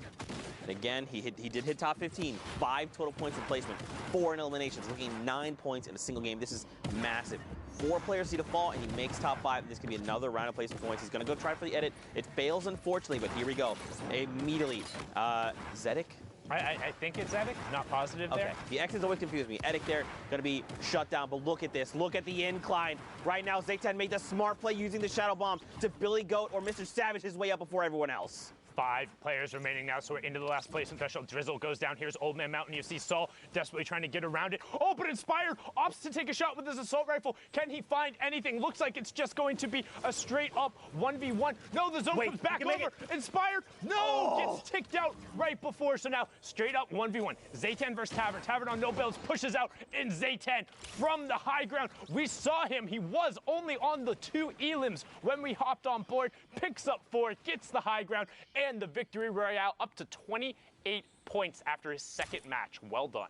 And I mean, him using that shuttle bomb to just make the rotation early, these are the things you have to do, especially when trying to navigate around a mountain. He immediately said, look, I know what's going to happen here. Everyone's going to get trapped down below. I just need to get up there and establish myself. Everyone has to then come to me. I'm going to just sit here and gatekeep, and it works in his favor. Victory all going his way, but of course, more action on deck. Next game, again, we talk about these dense lobbies. 45 people, 20 people need to be eliminated before we hit round of placement points, and this is Storm Circle 5. Storm Circle 5, so it's in that overlapping zone. You can see it in the bottom right-hand corner. The blue circle indicates where the current safe zone is. The white circle indicates where the new one is. So all the players who are already inside that next white circle will have priority on shooting. Everyone else who has to rotate in. Psycho is one of those guys who has a gray AR as well as the legendary hand cannon. So decent pressure potential, but not the best in the world. We do see Harrians over there on the side, or Snorre, name spelled backwards. You have Psychic over there in the bottom right, as well as Technique on the lower half of the Psycho. Going to continue to just pour shots into people. Has a pretty good angle and is very well covered, so shouldn't be threatened here. It just kind of wants to wait out until the zone closes. You can see it coming in now. Oh, someone's in the box! And that was Keaton, who got taken down. It looks like he was just a box square above, but that's going to give Psycho a ton of mats, shadows, Rift to go, baller. What more could you want in terms of rotation? That was a gift from above. That is so unfortunate. I believe the player was edited down, right? It all happened so fast. There's my cousin, LG Prime there, as a fellow Prime. Harrion's here, or Snorri. He likes to spell his name backwards. That actually got me yesterday. You called it out. You know, I feel like I kind of like this too because it makes sense with a capital H at the end. Yeah, it's the capital that got me, because like that used to be a very big thing in a couple of the other competitive games that I played before. Is people when they would go to like major LAN events or even just local ones would spell their name backwards, and then Centro gets utterly abused. Not going to put that clip on YouTube as Harrians picks that up, and he has a full little shop down there. I mean, he could just be hanging out. You see the Storm Surge warning come on through. If you are unfamiliar with Storm Surge, the way it works, if you have not been dealing damage to opposing players, just been super passive, maybe hanging out in a ball on the low ground or in a 1-by-1 the whole time, you will be punished. Inactivity is not something that will be granted when there's this many players who are left. It's 10 damage per tick as it comes through, and Harrians again goes to put the traps out. His baller does get eaten by it, but Amu Okami gets taken down. He's gonna be okay with that. Has the Rift as well in case he needs to get out of dodge tool, but there's a player directly behind it. Rift right now. Yep, there you go. Takes him with you, and he's just gonna get back into the center zone. You actually saw he pulled 2 other players with him outside of the one. They were just in shadow form. Very tough spot right now. 45 effective HP. He's gonna have to burn the campfire, but this is gonna tell the entire lobby. Lobby, I am in critical condition. Please leave me alone. Let's just play fair here. But look at this. Everyone's scrambling, trying to get themselves to safety. Psychic's already poised himself in a great spot, posted up. Now look up above. We got a bunch of billiards in play. Look at this, though. Harrians. The double launch pad. Now he's going to rotate back. I believe that's probably the smart thing to do. All right, he's just saying, look, I'm just going to keep this one by one over. I'm just going to use this as my defensive tool if need be. Okay, I believe that was a geyser here. Gonna just mess with people. Gonna send them into the sky. It's okay. Harrian's gonna get a new position now. And there we go. Top 25 just hit Psychic. Finds Roman is 14. Picks him up, sends him back to the lobby. I mean, look, Harrian's has a fantastic loadout. The 8 rockets, the minis, the launch pad, the combat shotgun, the tactical AR. He's ready to just take this lobby by storm. Yeah, but he needs to find the space to use it, and that's going to be a play right there. Gets Rubizzle with the direct impact, and then gets SX Beast with the collateral damage, knocking the build down and causing the fall. Can he find the connection? He does. Drops that player down. Will it connect for an Elim? No, not going through. Must have been some form to save it, but all of a sudden, he's up on the high ground, looking down on the rest of the lobby. Harrian's up top. Technique right next to him, goes for the take. Harrian's hits the first combat shot, and now we'll look down to the low ground as you see a number of rifts, and the geyser. 2 rifts go up, geyser go up. Everyone's up in the sky. Cue the circus music as we're about to hit top 15. Who will be the player to drop? Psycho trying to take away the high ground. Instead, opts to edit down and begins his waterfall. 1-2, plays the floor. Instead, drops down, and Dankies gets ripped. Man, that geyser just really caused so much havoc, allowing people to reset when they needed to. We're in top 15. More players are being eliminated. Just look at the spread here. Psycho there needs to get in. He's going to be taken down to the zone. Technique and critical vision. Harrion sending rockets up above, just messing with people's builds. And Psychic gets shut down. Psycho, this is huge. And look, he's got the 2 slurps, 2 launch pads, 2 campfires, 3 half shields. You can't really use the half shields. You're not going to be given the 4 seconds. But wishful thinking there. An 80, double 80, 136. Headshot spree, Psycho. This is what you need. Especially Sundown right here. One more player needs to go down. Top 5. Harry Hunts with more rockets. It looks like Voice and Technique are going to be blown up. Harrian's picking up a nice double there. Now you have Psycho in your top right, Harrian's in your bottom right. Psycho on 19 points, Harrian on 22. Psycho takes that one away from him, both shooting the same target, but now Psycho looking straight down on Harrian's. He doesn't realize! Harrian's doesn't realize he was right on top of him, but he blocks him off. Now Harrian's has high ground control, but both of them as Psycho falls down. Harrian's not snoring there. He says, wake up, I've been up for a while. GG, bop, bop, bop, bop, da, da, da. Harrian's great victory royale, up to 27 points, the top spot out of the semifinals. Can he do it today? That's the question. We're in NA West. The action doesn't stop. The games are going live. If you want to check it out in client, you can click that watch live tab, or you can pull up the leaderboards yourself, check out your favorite player, and, you know, just get the matches going. Not sure how you'd be able to be in the client hearing me and not know the watch tab was there. Didn't quite think that one through. But now, Jaylee, good stink, and then also takes that ball away. He says, no rotatos for you, as he boxes himself up, has his own baller, a stash of shields, bunch of stinks, and shadows, as well as zone priority. Man, I'm still... Well, Mouse gets picked off there. I'm still reeling from that last game. It was fantastic, but one thing I want to talk about, rather than going back to last game, just right there, you saw how it looked like he shot him through the stair. If a build is yellow, that indicates that there is a player or something currently phasing through it that is causing it to not complete building. This means that projectiles and other things will continue to pass through it until it gets built. Both the shots going through there. Well done from Jaylee. Now on board with FaZe's Jarvis, the player who in week 7 was just 2 points out of qualification. The controller lord out of the West ended up taking home the Fortnite Friday with FaZe Tilt just this past weekend. Can he add a World Cup qualification spot to his resume? He desperately wants to, sitting right now on 25 points. We're about to hit Storm Circle 6 as well. And again, another dense lobby, 41 players. We started on about 45, and it's been thinned out just a little bit here. Now look at this. We have to begin making rotations through Neil Tilted. Chef Shaba there going to be picked up by Jarvis, his 3rd elimination. And there's still 39 players left in this lobby that potentially could just be food for Jarvis. Look at this, man. Shoulder to shoulder, 1-by-1s. People separated by a single build. Jarvis, all right. I like the impulses to reposition, and he's going to be able to farm a little bit of wood there as well. Okay, I like it.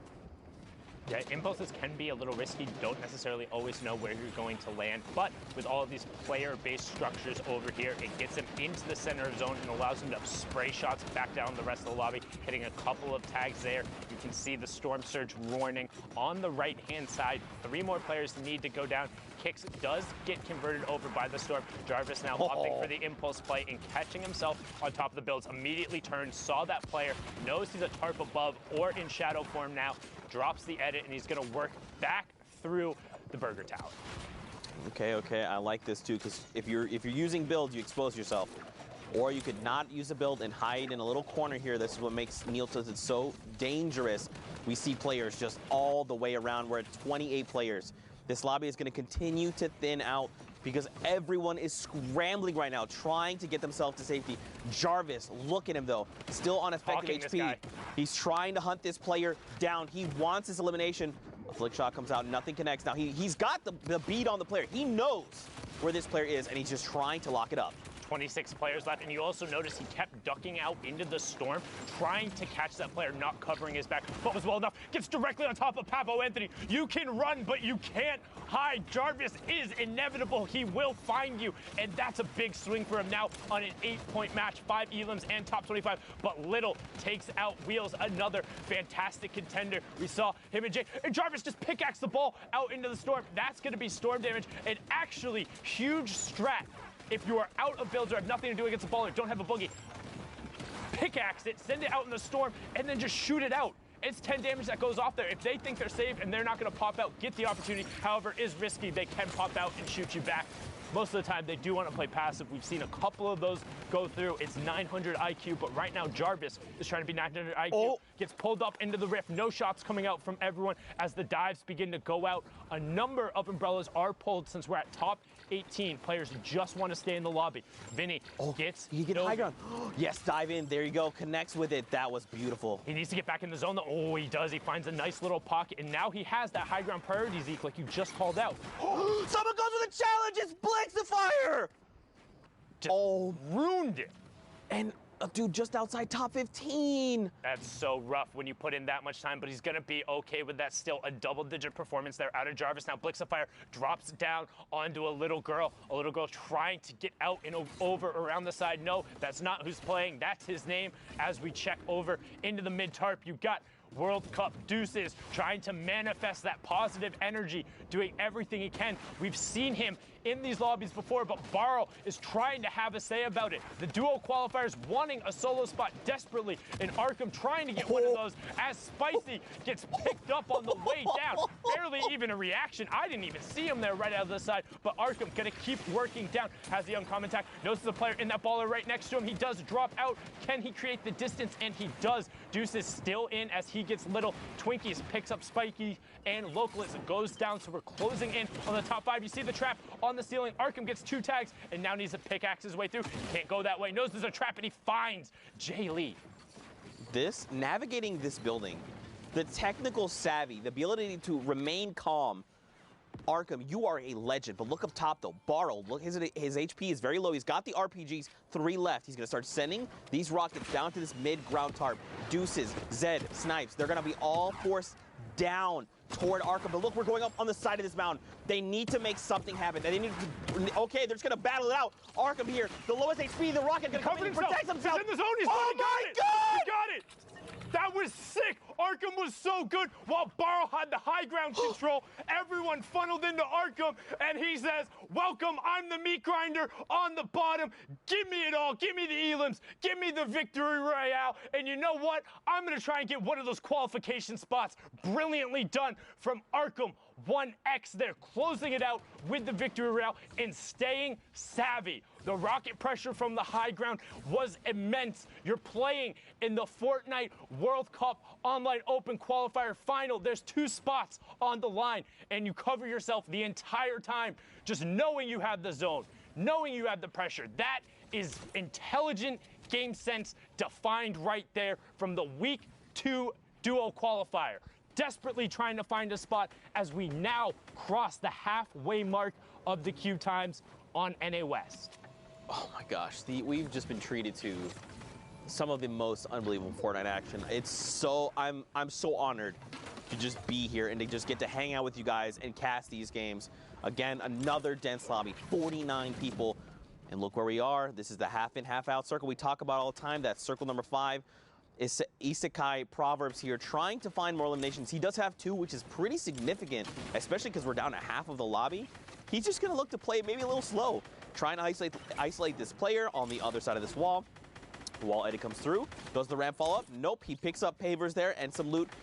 If I didn't even see that. Check your ceiling. I didn't even see. I was like, he's going to walk in and get the loot. If that was me, I would be gone. That's it. I would have been eliminated. Actually, I wouldn't even be competing here because this is the finals, top 3,000 in the region. I would not have made it this far.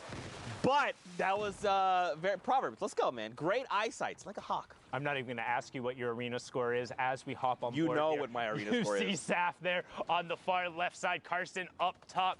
Cheeks also putting some shots down towards him. You have Redux on the side. And right now, Proverbs is in that firing tunnel. And he says, nah, I'm good. Out of there. No thank you. Want nothing to do with that. Pops the last of his shadow bombs and gets all the way over into the priority side of the zone. Look at the bottom right-hand side. The whole lobby has to rotate past Proverbs. So what are they going to do? They're going to pressure him, saying, nah, you don't get to hold that spot for free.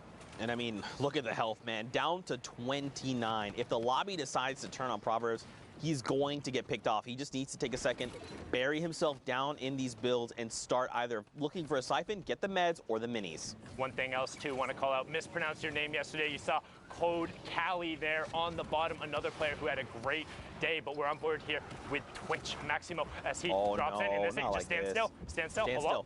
Hello? Okay, you missed the first one. No! I don't know why he was trying to wiggle there and trying to be a little cheeky about it. He does get the 63 though, Sundown. He should get this. The players in the storm will get the storm tick over. There it is. But the question is, how much does it cost him? Because that should have been free, and it should have given him the high ground control. So can he get that back? We're getting closer in to the top 25. Instead, just going to use the redeploy. He picked up and hop right over. Good bunny hop to maintain the momentum and continue going. Again, when we talk about bunny hop, spamming jump, when you're touching the ground, you can retain some of your momentum, but be careful. Might carry you off the map. I've done that a couple times, I swear. Very not pretty, as we see here. Monique pushing over 34 players remaining, so still not at that first placement threshold. You see Acho Tipasolo getting picked up on the low ground by Lorelei there. Mo also in this match. S2 still representing on that West Coast, the friend group who is all about getting better at Fortnite, and they're representing hard here. Jae Young picks up the evade mood, and we have our top 25. Broxter gets knives FN right away. Aether goes down as well, so 8 more spots until we get the next one. And Broxter now knows the player's not going to cover his 6, drops right down on top of him. Hello? Moni? Hello? Open your ears up, man. He's right next to you, but well done there from Broxter. Not double jumping, being patient. That's what we talk about. Don't need to be sprinting next to him. Use those fast-paced speed. Got to be keeping an eye out on those heartbeats. No, it's incredibly difficult as we get closer to the second placement threshold. 17 players remaining, and the 7th zone is closing. And of course, it wouldn't be a game if we weren't trying to traverse Father Mountain. Oh, thankfully, the storm goes in the completely opposite direction. It was just a tease. It was just a joke, but look down below. Rapid gets picked up. Holds 45 there. Going to be going toe-to-toe up on the high ground, though. Lorei here is going to be battling it out with Lorei the second. Sup, Lorei? Lorei, you're Lorei. There we go. Top 10 here. Lorei on the high ground. All right, a bunch of players have fallen. We're now 7 players remain. Great shadow bomb to keep Lorei here, just ensuring no fall damage is taken. But look at everyone else. They're deep within the builds. You've got 2 players down below that aren't building. They've got to be out of materials. Can Lorei take advantage of the Broxter up on top? He still has them. But look at everyone down below. Everyone else is battling it out right now. Yeah, we're into the top 5, top 4 now. Broxter top right on the high ground. He says, no, I don't need high ground. Let's just join the fray down here. Only 1 tarp above. Lorei gets Mo and gets the match from it. There, Broxter gets I Am Charo. Lorei has a shadow if he wants to try and retake. Zone is closing. Also has 75 to the 24 builds, but Broxter doesn't care. Shoot first, ask questions later. Broxter putting pressure onto Lorei. Knows the zone is there. Lorei tries to dip out and around, but too clever for your own good. Broxter, 5 elims and the victory royale, 15 points there to push him up to 32. That match was ridiculous, but for now, we're going to throw it back on over to Courage, who's in the studio. Thank you, gentlemen. Yes, great energy from Zeke and Sundown. What you don't see behind the scenes is Zeke currently taking his shoes off, got the socks out. Honestly, he looks extremely relaxed. He's looking real comfortable, but the energy's there. I like it. I respect it. I love hearing those two on the mic. Courage joined by Dr. Lupo as we catch you up to speed on a few things going on while the NA West action unfolds. Obviously, intense down to the wire in some of those games right there. Arkham with a big performance. We saw Jarvis with an unfortunate demise there in 16th place. But Ben, I know you've got some things you want to show us. It's actually funny you mentioned both of those players, Jarvis. Harrians as well on that list, and Arkham to end it. We have a set of replays. We're going to look at all three players and what they've done thus far for NA West. Pretty crazy how fast-paced things happen in these games, and I think NA West is one. They don't shy away from, the pace of what we've seen from EU and NA East. Shots inside a box, awareness, very, very important in Fortnite. See, Harrians here, a number of plays repeatedly showing. He's got the awareness, the ability to build up. Basically chasing his own rocket down in that clip right there to match a player elevation, shots from above, swap out the RPG, one of the most powerful weapons late game, especially when you have a swarm of players underneath. Repeated shots. Give me a combat shotgun and an RPG in a high-skilled player's hands, and I guarantee you'll see a feed. Right. It's going to be absolutely ridiculous. Matching height there, catching Psycho on the rotation down, but like we said, Aaron's not the only player from NA West putting on a good show. Jarvis, you mentioned shots on the outside, little peek shot on another player, getting third party, taking opportunities every time they have a chance. Very, very important that players are paying attention to who's around them and what exactly they're doing and maybe what other people are doing to them. Jarvis says the impulse over the top, flying away there. Get an escape. You got a landing on top of another baller player. Papo Anthony goes down and picks up a quick little set of loot. We've seen those kind of chases pretty often, too. You have players that are flying through the air, and they'll follow someone on a redeploy, or baller, the rift to go, and landing literally inside the same box, taking ownership of it. You mentioned Arkham here. Patience is so key. We're in the top 5 at the very end here, and Arkham sitting on the ultimate low ground, waiting for players literally to drop in. Like that, Deuces goes down, another one, and Arkham's just going for a flick, looking for the next, finds a follow-up. Another one, back to back to back to back, and Arkham doesn't even need to climb his way out until the very last second, and even then, Barl goes down to himself. Yeah. The feed, Arkham took it over. NA West, just top-tier awareness, but still at 49 points, still in first place. Pika from WBG, but Harrians right here. We saw a ton of clips from him at the beginning of the set of replays there. Yep. Taking second place Pika, so far. Pika, 3 games played, 3 wins. Thankfully for everyone else on this list, Pika already qualified. So because Pika's already qualified, it would be players in second and third if it would remain this same score line. We'll see if that happens, though, Dr. Lupo. So far, NA West looking great. Obviously, still some time to queue. So that being said, throw it back, Jack. Maybe send it back on over to our casters to keep the action going. Zeke and Sundown, take it away. Thank you guys so much. Oh, did I cut you off? You want to do it? All right, let's pretend I Oh, no, that's fine. You can take it. That was cool. I didn't have my hand up or anything. It's fine. Too busy showing everyone how you're lounging. Yeah, no, I feel... Did you use the hashtag Fortnite World Cup? I did. Oh, okay, good. Yeah, so just for your context, in case you're just tuning in, Dr. Lupo and Courage GD decided to go ahead and call me out, expose me, say that I'm straight lounging right now. If you check Twitter, it's true. That's all I'm gonna say. That's just Zeke low-key trying to plug his Twitter there. Don't give him the impression. I didn't say anything. Didn't say anything. Oh, yep, nothing low-key about it. Indeed, as we're all here on board with Dexstar. 43 players left in the lobby, and it's about to crunch it down. And again, you saw the standings right before this. That was basically a who's who of who hasn't qualified yet in terms of the NA West side. Minus Pika, all of those other players have been so absurdly close. CJ, Harrians, Domo, all of them have been up on that board, and this is the last opportunity. Cannot stress that enough.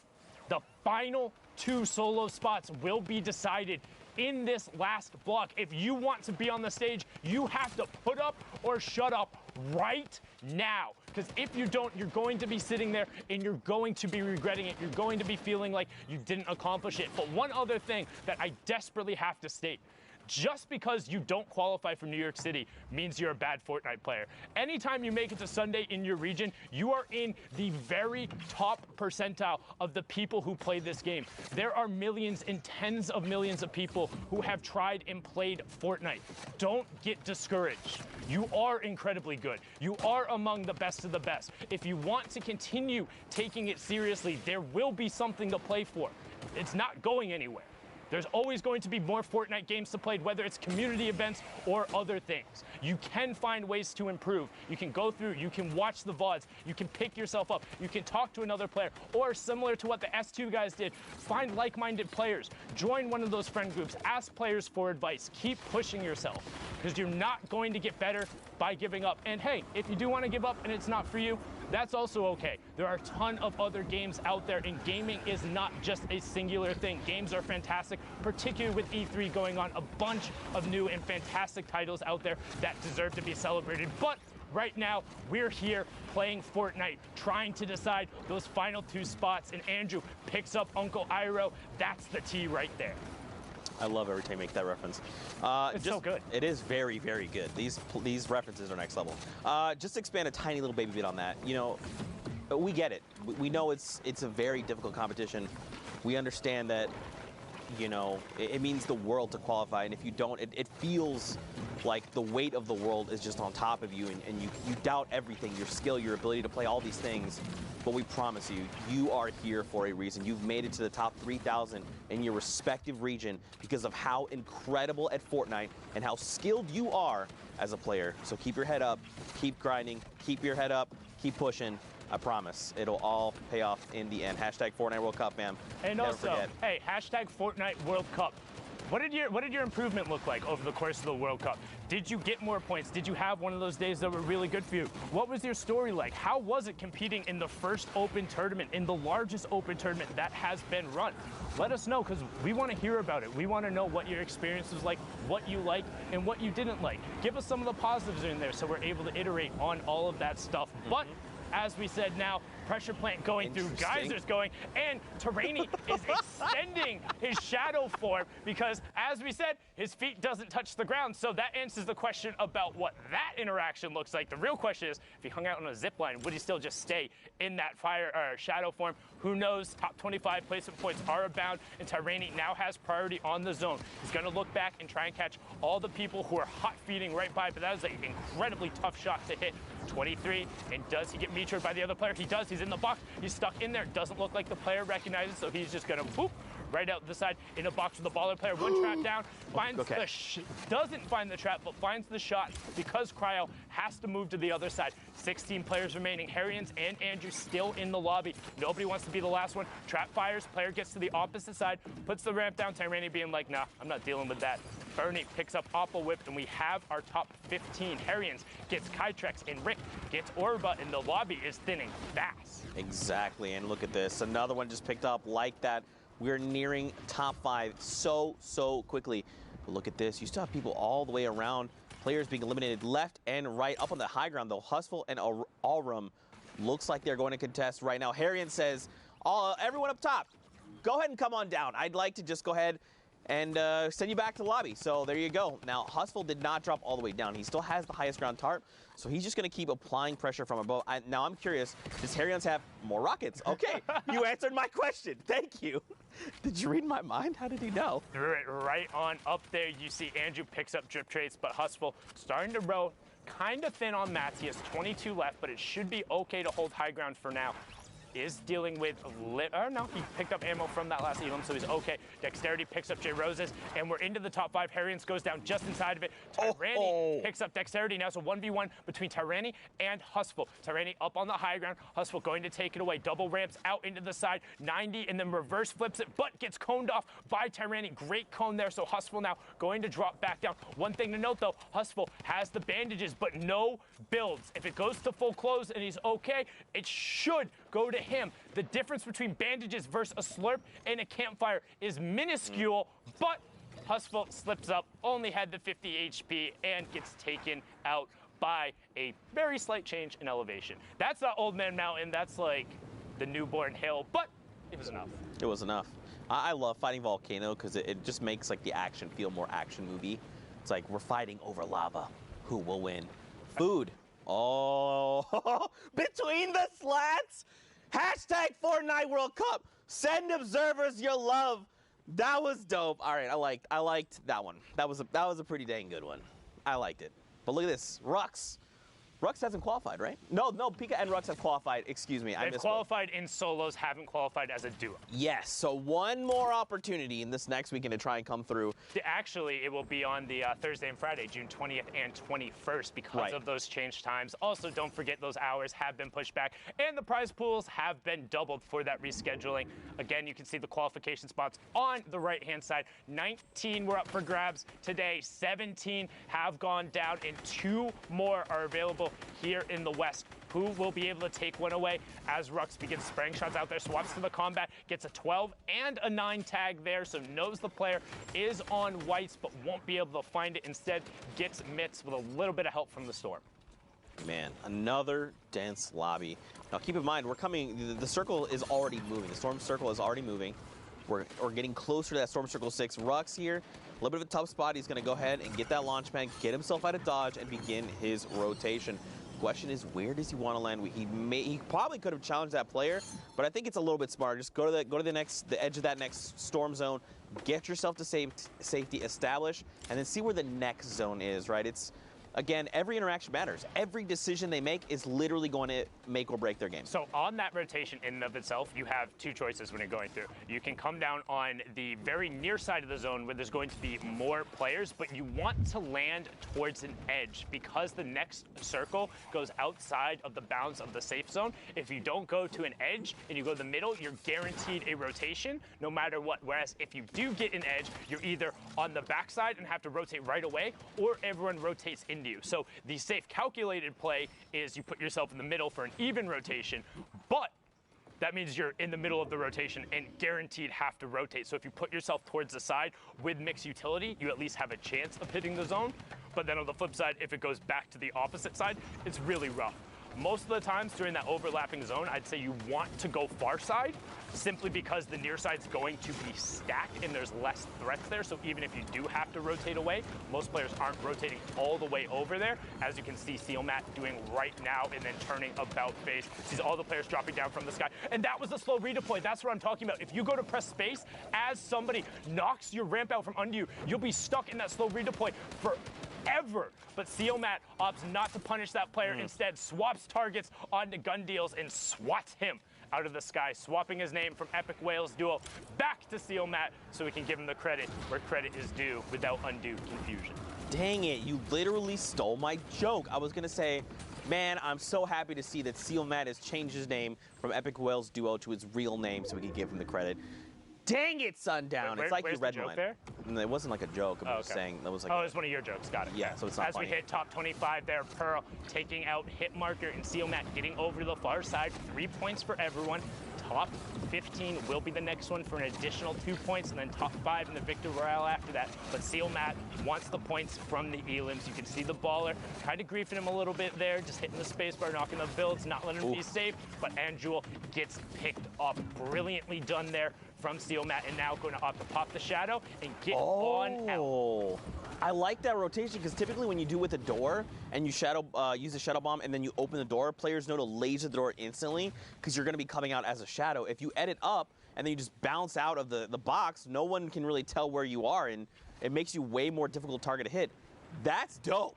Adapting, man, like we said, everyday people pushing the limit. But now we got Bup Hack up on the high ground. Boombo in combat shotgun, sitting on full draw right now, has an explosive shotgun round ready to go in case anybody gets greeted by it. Sees the shadow player, not able to find the first hit. Baller right next to him, just pickaxe him. That works too. You can send him on down, but he's gonna be able to catch himself. See if he had pickaxed him there. He would have got out in the storm. Would have got an elim. Yep. Just saying, 200 IQ. You know what I'm curious about? I know. So that's another thing. Okay. It's top 15, so that's a 3-point swing there. But an explode or any AoE damage that hits a baller, if it breaks it, will crack through. Bob Hack gets Wavy Jacob as well, the player who is in the top 5 tomorrow. So good high ground domination from him. But now back on board with Sealmat. 2 elims and top 12 currently. Needs top 5 for the next round of points. But he also still has 3 stinks, Zeke. these just increase in value over the course of the game, right? You got to think the stink bomb is a little bit larger than a 1x1 grid space. When you throw it, especially in this tight of a corridor, you're going to get guaranteed damage. Remember, that's damage that ignores shields and hits directly to the health bar. If he just drops it down on the players down below, he's going to get a bunch of damage numbers, and he's going to be able to track them. Because remember, that damage number is ticking, and you can track where that number is coming from. Drop it on the backside of the storm on low ground. Players will always be there. Always, no matter what. But right now you can see he's only on the 31 builds, trying to find a little bit of room to navigate. Finds a big pot, knows there's a player over on the side. This is when you should be using those stinks. They are going to get to a critical point where you will have no more area to get it. But CO Matt says, I know better. I'm going to stick to that combat shotgun. Top 5, top 4 now as Pearl gets end picks. Pearl on the high ground. Bophack on the tarp beneath. CO Matt now on the mid tarp. So now Bophack on ultimate low. And there it is. Drop down the stink. Drop down a rocket as well. CO Matt got the last up. Bophack, that's the wrong way. Flint knocks out into the storm. CO Matt should just drop another stink on the low ground. Oh no! He put it in his own box! He put it in his own box! So Fetty got the tick over onto it because he was the last one who tagged him forever ago. Pearl got the tick as well. 17 points for Pearl, but that's rough. You know what? That's just one of those ones where you wake up in the morning and you're like, yep, it was just right before lift up the covers. You smelt it, you dealt it. Real rough there, taking yourself out. Not about the Dutch oven there, but hopping into the next match. Tracer, Lior, Poser, Kicks all over by Pleasant Park. You have Doten in the corner, and Tracer has a nice little loadout, 6 shadows with the combat. Also has a tower built up, so might have a little bit of extra resources underneath, and has priority rotation on the zone. You can see right on the edge of the Pleasant Park circle. Yeah, I mean, right now, at this point, he could just look to gatekeep players as they're trying to get themselves into safety. I want to see, though, yeah, I was going to say, I want to see like a wide shot. I want to see more of what's going on here in Pleasant Park. A lot of players are on that outside edge, and they need to start making their way in. We've already had, you can tell, right? There's players that have already established themselves in this new safe zone. Now it's about everyone else. How do they get in? Are their rotations safe? Do they have long rotations? Does someone around them have a potential launch pad or rift that they could use? Do they have that utility? So many possible decisions. Look at that. Choi, he was flying in the air and just gets ripped to shreds. He's not been eliminated, not yet, but he is in definite critical condition. Bolt Johnny, they're going to be picked off in 38th place. Rough, not the worst, but rough for sure. That's pretty bad. It's pretty bad. That's pretty bad. I'm not in terms of like, oh, getting to 38th is bad, but playing 18 minutes or whatever in a game to get to the 5th circle and then being dropped out before placement points doesn't feel good as a player. Tracer now popping the shadow, going to opt to try and find a little bit of room. You can see, again, the players gravitate more towards the outside of this 5th circle. Radiant Bricks picks up last live. Tracer hitting the tree to get a little bit more, sitting on 5 elims and 5 smoke bombs. And now, while you're towards the outside of the circle, everyone on the eastern side of Pleasant now has priority on that zone, and players are going to have to go past. 35 players left. You can see everyone playing safe, playing dense. Nobody wants to get picked off right here. We've talked about it before. The placement threshold is kind of the barrier. Like, hey, was this an acceptable game? You can't spend this much time in a match and not get placement points. And here we go, man. Circle has started moving.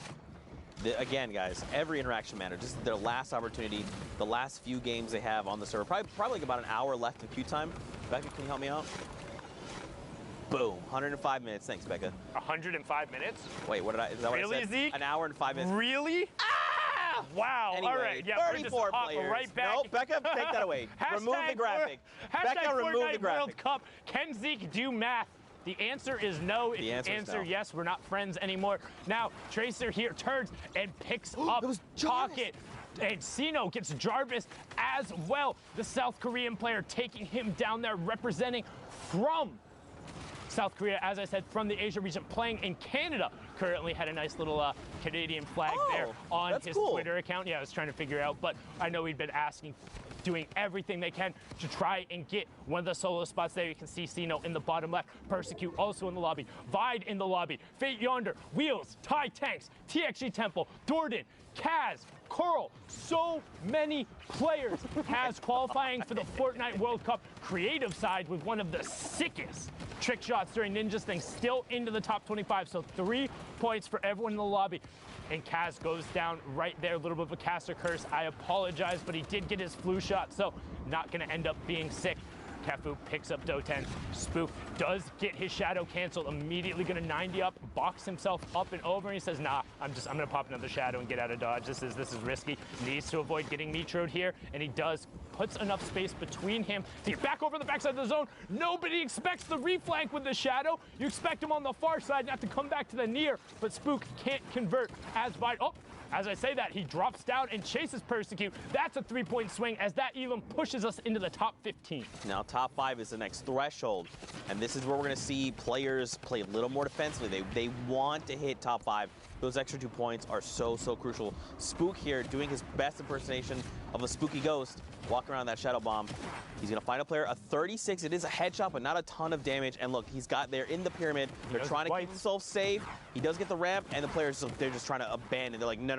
I need to get myself to safety. I need to survive. Kefu going down in the top left to Yonder. Cherish Reality just going to get ripped to shreds. 3 eliminations for Spook. And then Rocket, he's looking to fracture it all Sundown. Oh, but he finds the player in the shadow form. Can he follow up on it? What? Wait, what? I didn't. Literally, I heard the audio cue as he turned and built. That was inhuman from Spook to be able to get that there. Sino picks up Dordan, and we're getting closer to that top 5. And one thing to note, once players hit the top 15, it's a little bit like, okay, I got my 5 placement points. I can kind of press it. This is a relatively successful game either way. And Synergy kicks on the high ground. 2 big pots, Shadow Bomb and a Rift. Little less valuable, but it's all about the rockets and the combat. He's going to start working top down and looking for those aim downside shots. Holding his hard right hand, waterfalling another level, only about 3 or 4 up, and now he's going to start looking for shots. Misses the first and sees 2 people get blown up. Leo and Yonder get blown up by Sinu and Thai Tanks, and we have our top 5. 7 points for everyone in the lobby, and Kix is trying to go to work. This player holding him off, using the turbo build to just hold that box, and Kix says, okay, you can have it. I'm going up 1 more. He does have a single RPG. He could just bring everything down or just save it and try to get a cheeky angle and just level everything down below. Now, keep in mind, he's got a great angle. He immediately just destroys that player there. They're going to just back to lobby. Good day, friend. Sinu there picked up as well. So who's left? I 3-box me or wide shot me. The Rocket gonna come in. That's it. That's Thai Tanks. Oh my God. Okay, who's down below? Who's still left? I think he actually got a shield tag with that RPG. I assume this player is tagged out. That's why he's just playing defensively. It was Spook. No, but he did get a shield shot. Spook tried to be a spooky ghost there, but no, a Flankerino Synergy kicks him out to the lobby, gets the victory royale, and closes that match out. Well done from him there, and just look at the run away from Pleasant. We pretty much head in a straight line there, but the action doesn't stop. 47 players here. You see Zucchini and Nico over here as well. And look in the bottom right-hand corner. We're over by Lonely, but look at the number of players who are in that next safe zone. There's only about 4 or 5 on the edge, and the other 40 players are going to have a long rotation over there. That's a lot of open space. Yeah, we need either community launch pads, community rifts, shadow bombs, whatever it is. Ballers, just get yourself to safety. Now is the time to go. Nico, look at this. Rift to go, slurps, half shields. He's ready. He's got no elims. He's trying to look. He's saying, I've got time. I'll mess with this player. Sky Virus. Unfortunately, not the T Virus. Gonna get eliminated there. So one fantastic thing that Nico did, and you might wonder why players are doing it, players will set up a ramp directly behind them and then force themselves onto the wall. This goes back to the conversation we had before about those yellow builds. If you put the ramp and then you're standing in it, because the other wall ends up being broken and you're phased into that one, as you step forward, that other wall gets full built and it kind of pushes you forward a little bit, but makes it a little easier to phase through into the walls. That's how Nico was able to get there and get that shot off.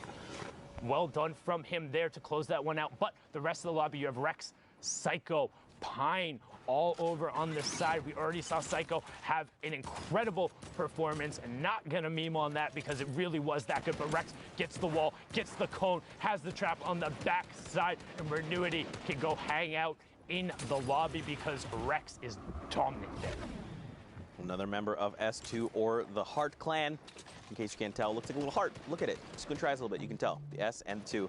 42 players remain. This is going to dictate what happens moving forward. Where is the new safe zone? Here we go. Down low by Lonely. Okay, so pretty even flat terrain. Like, there's a little bit of that little, like, incline, that little baby one there, but it's not like a mountain, right? They're going to be fine, especially with rotational tools. So the first players who go will be fine. The second players won't, and that's why those hills end up being so bad. When you're going over kind of a change in verticality, you need to be going early or have utility, because if you're going late without utility and trying to build up, it doesn't matter how good of a builder you are. If everyone in the lobby has slapped brick and metal down there ahead of time, it takes forever to break through. You can't find your angles, and now we see Pika trying to take the wall away, drops back down through his edit. Storm Surge is on, so 9 players in the lobby will be pressured from that. Again, 30 is when it turns off. You see typical gamer picking up AU Kirky, and Pika trying to find the player, holding with the heavy snipe there. By the entire zone, Pika goes for the shot but does not hit it, and immediately pops his glider and just hangs out in the air. Wants nothing to do with all of this chaos on the mid and low ground. Yeah, just let everyone duke it out, you know. As they're making rotations, the lobby's going to thin itself out. And look, this is exactly what you do. Just wait. Especially now, as people are trying to establish themselves, he's probably going to try and challenge someone for their high ground. Because you don't, down below, all they're thinking about is who can I pick off? How can I get to safety? Now, instead, he's going to say, look, Zeke, I'm a step ahead of you. I'm going to land there first, establish myself, and I'm going to look to gatekeep everyone that's trying to rotate in. A player here, he's going to get the wall blown out from his side. Good recovery, though. He did not lose that much life. He still has the 2 half shields as well, so he's still good to go. 28 people still left, though. Look at the rotation out of that shadow bomb. So sick to be able to get out around the side and get over to the far, if he can now establish himself and begin shooting. But instead, you see him on the right side of the screen, just continues to extend out the shadow bomb and get to the top 25. Well done there from Pika. There's a reason he was in the top spot. There's a reason he's already qualified for solos. He's really, really, really ridiculously good at this game. There you go, Rift forced there. So now Rex and everyone else, not from the same Rift, their own potentially, gonna look to land. But look, a little girl up on top is taking shots at the mean old Fortnite players in the sky. Pika there, look, another shadow bomb use. He wants this high ground. He's continued to contest because he knows that is a power position and he wants it. Rex here is gonna try and get a little cheeky angle here, see where he can go ahead and nest himself. Looks like they're on the lowest ground tarp. This is pretty good, it's gonna keep him safe. Especially everyone down below. You got to think everyone probably down below is a little less on mats. That's why they don't want to contest. They want to try and conserve. 4 more people need to fall. 2 go down there. 1 more. Top 15. Okay, I thought it was going to come a little quicker than that, but oh well, here we are. There. Okay, of course. Okay, I'm trying. I did my best. Anyway here. And it was a little girl picking up Timber Skelty, the player from Mexico there, and we're into that top 15, as you said. And additionally, too, there were a lot of top 10 players who were in this, players who last time we checked the leaderboard are up there right away. You can see Rex and Domo in there. CJ was in the lobby. A little girl pushes in and will pick up an Elam. Rex puts both the straps on the side. 1, 2, and typical gamer gets taken down. He was on a spree of himself, but Rex says, don't you know who I am? I know who you are, but it's time you learn my name. Brilliantly done there from him.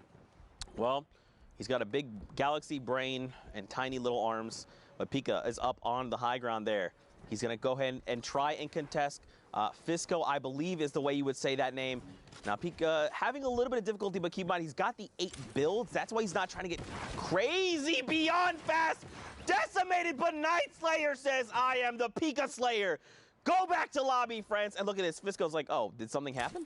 I guess I'm just going to drop back down. Everyone down below, everyone okay? Yeah. I'm good. Night Slayer showing off his Earth type right there now as Rex continues working on the mid-tarp. Does put down the first campfire, trying to get as much effective HP as he can. Will top off to 100 right before the storm tick comes through. Finds the first shot. Can he connect afterward? And he does. That was Night Slayer right after he took out Domo. So now Rex on the low ground sends a player down. 1, 2, but Fisco catches himself right after. Fisco in your top right, Rex in your bottom right. 70 builds to 32. Fisco is going for an early campfire. He committed to, no! Why would you stop it? Oh, no. And so he stopped it because he saw that Rex was on the low ground and continued going through. So even if he had gotten it, he wouldn't have had the health advantage. But now the circle is closed. Rex just needs to hang out. He saw Fisco do it early, and he gets him. Rex had tagged him forever ago with it, pushing himself up to 39 points there, 19 from that match. Brilliantly done from Rex, but we're going to throw it on over to Dr. Lupo, who's in the studio. Gentlemen, thank you. Legend has it there are a few things louder than the shriek of Zeke. But I will say the show and the shots from a lot of these players in NA West also standing out pretty loud, if I do say so myself. Speaking of which, we're going to take a quick look at the current NA West standings. So I'm going to now pivot and walk over to the board because that's what it says in the script. No, for real, NA West still going very, very deep right now. A lot of players competing for this top set of positions. Pika still holding it out all the way at the top there, 59 points. Only 4 games played. I think he's playing a different version of Fortnite compared to everybody else. Symmetrical, Deuces, Sparl, Jarvis, Arkham, a ton of players, Harrians that we've seen over the course of the entire day so far from NA West. But I want to take 2 seconds real quick and look specifically at Symmetrical. 5 games played, 3 victory royales. Here's what's shown up so far. This is scary consistency minus this outlier number 3 there. But if you look in the bottom right, placement has been huge thus far. 70% of the 50 points that he's earned up until now. It's crazy. It's a spread like we have not typically seen. Usually we see closer to 40-60 or even a 50-50 down the line. But like I said, 5 games left, still Symmetrical on a solid push. See if he can maintain that top 1, 2, 3 position. You have to remember, if Pika does maintain number 1, he's already qualified. So those 2 positions for NA West shift down just one bump.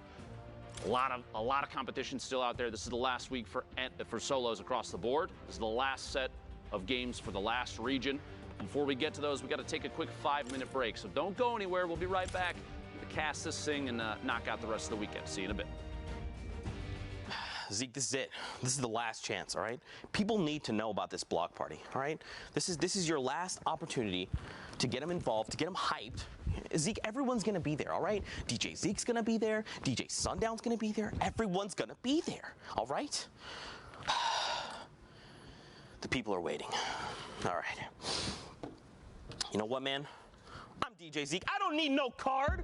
But what you need to do is buy your tickets to the block party. Tickets are only $35, Fortnite fam. Listen, all right? June 15th, 16th at the LA Forum. Day 1, Creative Showdown. Listen, all right? Team Evolve built an incredible map. Spoiler alert, it's dope. Day 2, Celebrity Pro-Am. 50 pro gamers, 50 celebrities, all battling out for a $3 million charity prize pool. What more do you want? What more do you need? Fortnite fam, you need to be there because we are ready to party with you. Bam! Heyo Fortnite fam, Sundown here, and today we're going to talk a little bit about the Flintlock pistol and its impact on competitive play. The Flintlock pistol is a great addition. Sometimes it'll just change the course of a fight. The things you can do is insane. You can get height with it. It shoots pretty far. You can almost use it as an AR at the beginning game just to get one shot. It'll hit for like 80, 90 in the body.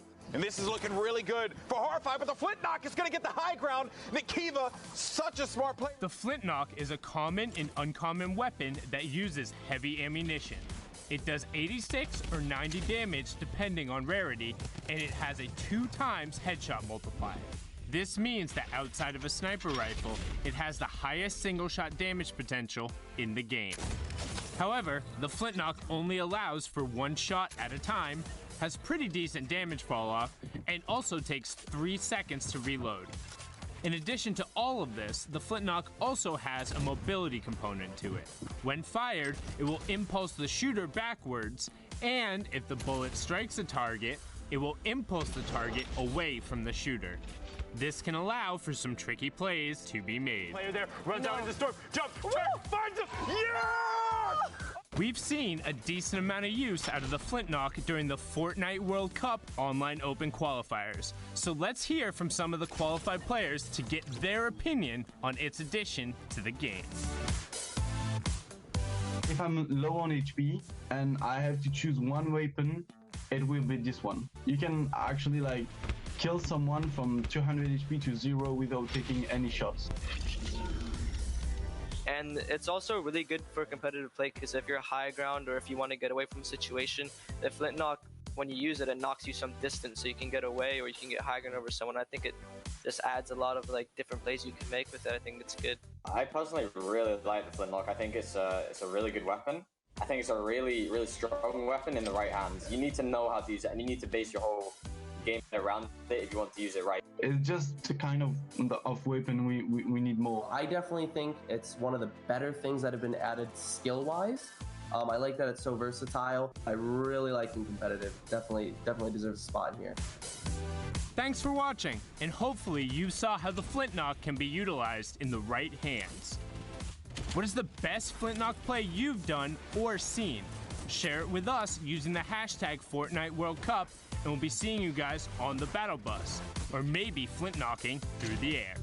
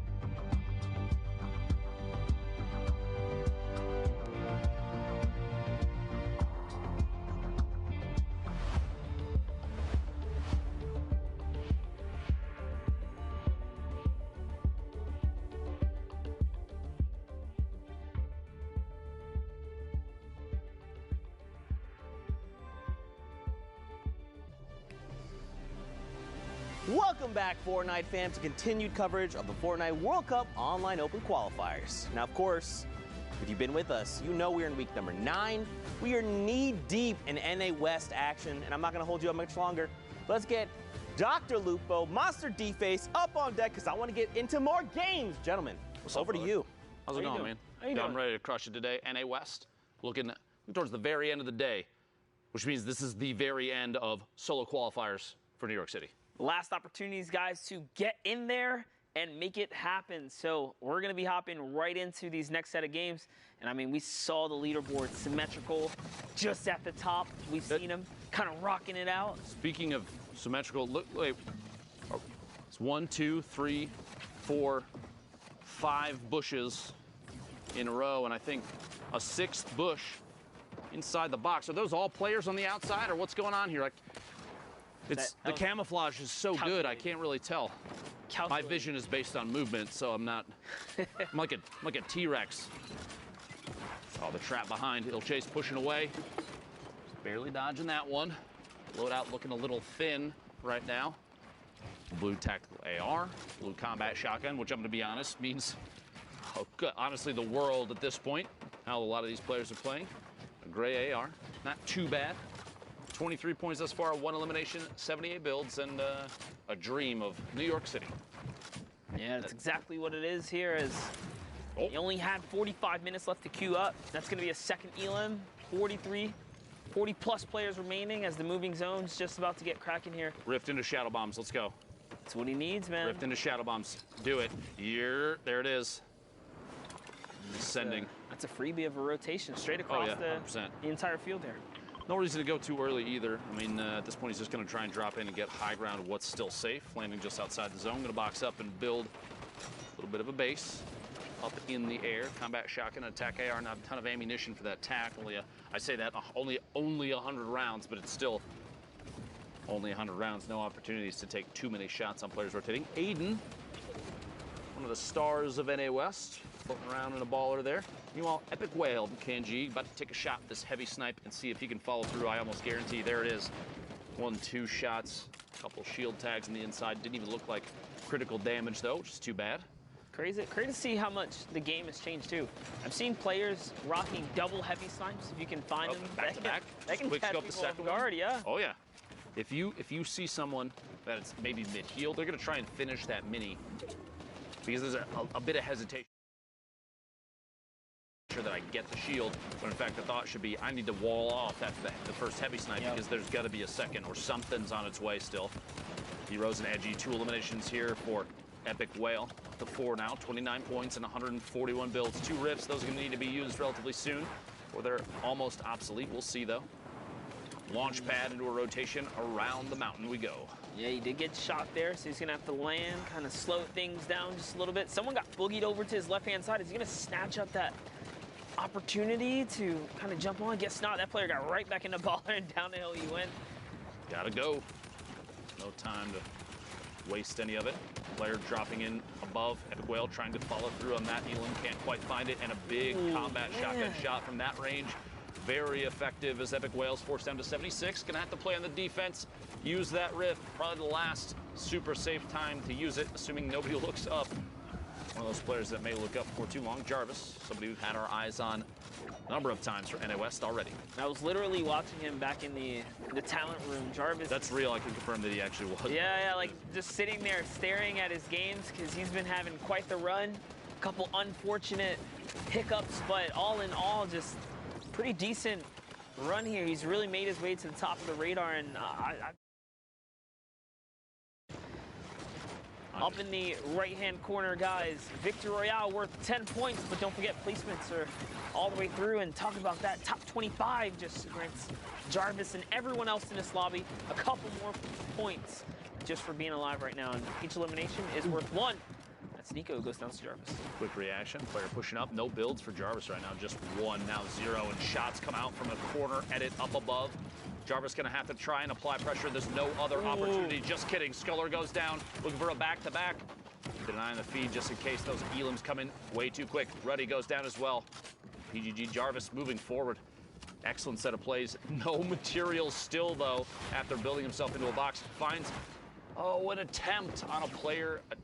The shadow bomb there, he got locked in on it. Somebody else from above does follow through with shots. Seal Matt, his duo right here.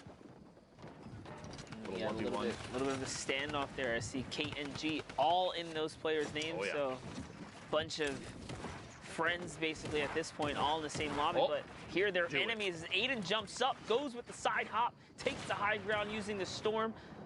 But the cost, 60 HP to take this high ground, and the opponent didn't even expect it. Not a big deal. It was worth it. Not a big deal, honestly. He may have spent the 60 HP. Use it as a commodity to make his way to the top. A very good push with the baller. Take high ground, shot from above, combat shotgun, so powerful. And we're going to see it again for just a second. Weapon swap it at the TAC AR. Looking for shots, watching for exposure on an opponent underneath. Drop it down. A little scout to the high ground. Everything seems to be clear, and he knows players are working their way down. He's taking his time here. You don't ever want to get too close to your opponent. He's trying to find an opportunity. Will he find it here as it's declining slowly but surely once again? Just keeping this high ground. He used a baller to get here. You can tell that he still has fairly comfortable materials for endgame. Deuces goes down there as Aiden is continuing to rain down top 3 situation. Trashy versus Little Chase. Trashy catches that one, and Aiden is now at 100 shield here in a 1v1 versus Trashy. Is he gonna be able to close out? We'll find out now.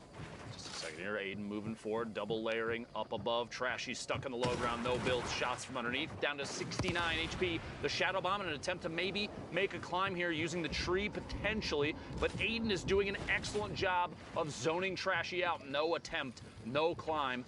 He's taking an opportunity, pop a couple minis. It may not be enough though. Aiden stuck right next. No way! And Trashy with the 9,000 IQ play to literally just sit in the bottom. Exactly. He faked him. He popped the shadow bomb, but didn't even push. He sat, and Aiden spent all this time trying to track what couldn't even be tracked because Trashy was still in the bottom. Aiden literally lost an easily winnable game just because of an outplay mentally. I promise you this, he'll never do that again. Oh, because 100%. There's a distinct sound when someone jumps with the shadow bomb. And Aiden just, out of pure defense and safety, precaution, put up the planks to protect himself, but he traded out storm damage. I bet you Aiden never makes that error again right there. And this is the rinse and repeat that competitive players have to go through. You have to go through these and then learn from your mistakes, most importantly. It's like you ever see like the label warnings on a product, and you look at it and you're like, why is that on there? But you realize that's got to be on there because it happened one time, right? It can happen. One time. Yes. And the same thing applies here. You don't think about it until you're in the situation where you're like, wait, this is a thing that I need to be concerned with because it caught you off guard and maybe cost you, in that case, potentially 4 points if Aiden had gotten the elimination and the push from the Victory Royale. Yeah, like you said, it's not going to happen again because I think Aiden's got the warning label on now, right? That's right, and this is what the World Cup is all about, and that's why this is the best practice for qualified players, regardless. He's still a champ. We'll see him in New York City, but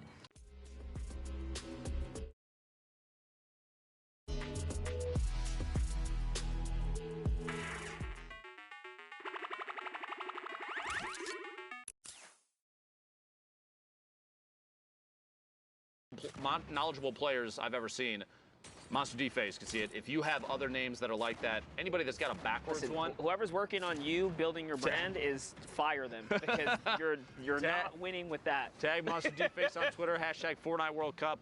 We got to get a list of names for Monster to look out for so we didn't stumble on any more, right?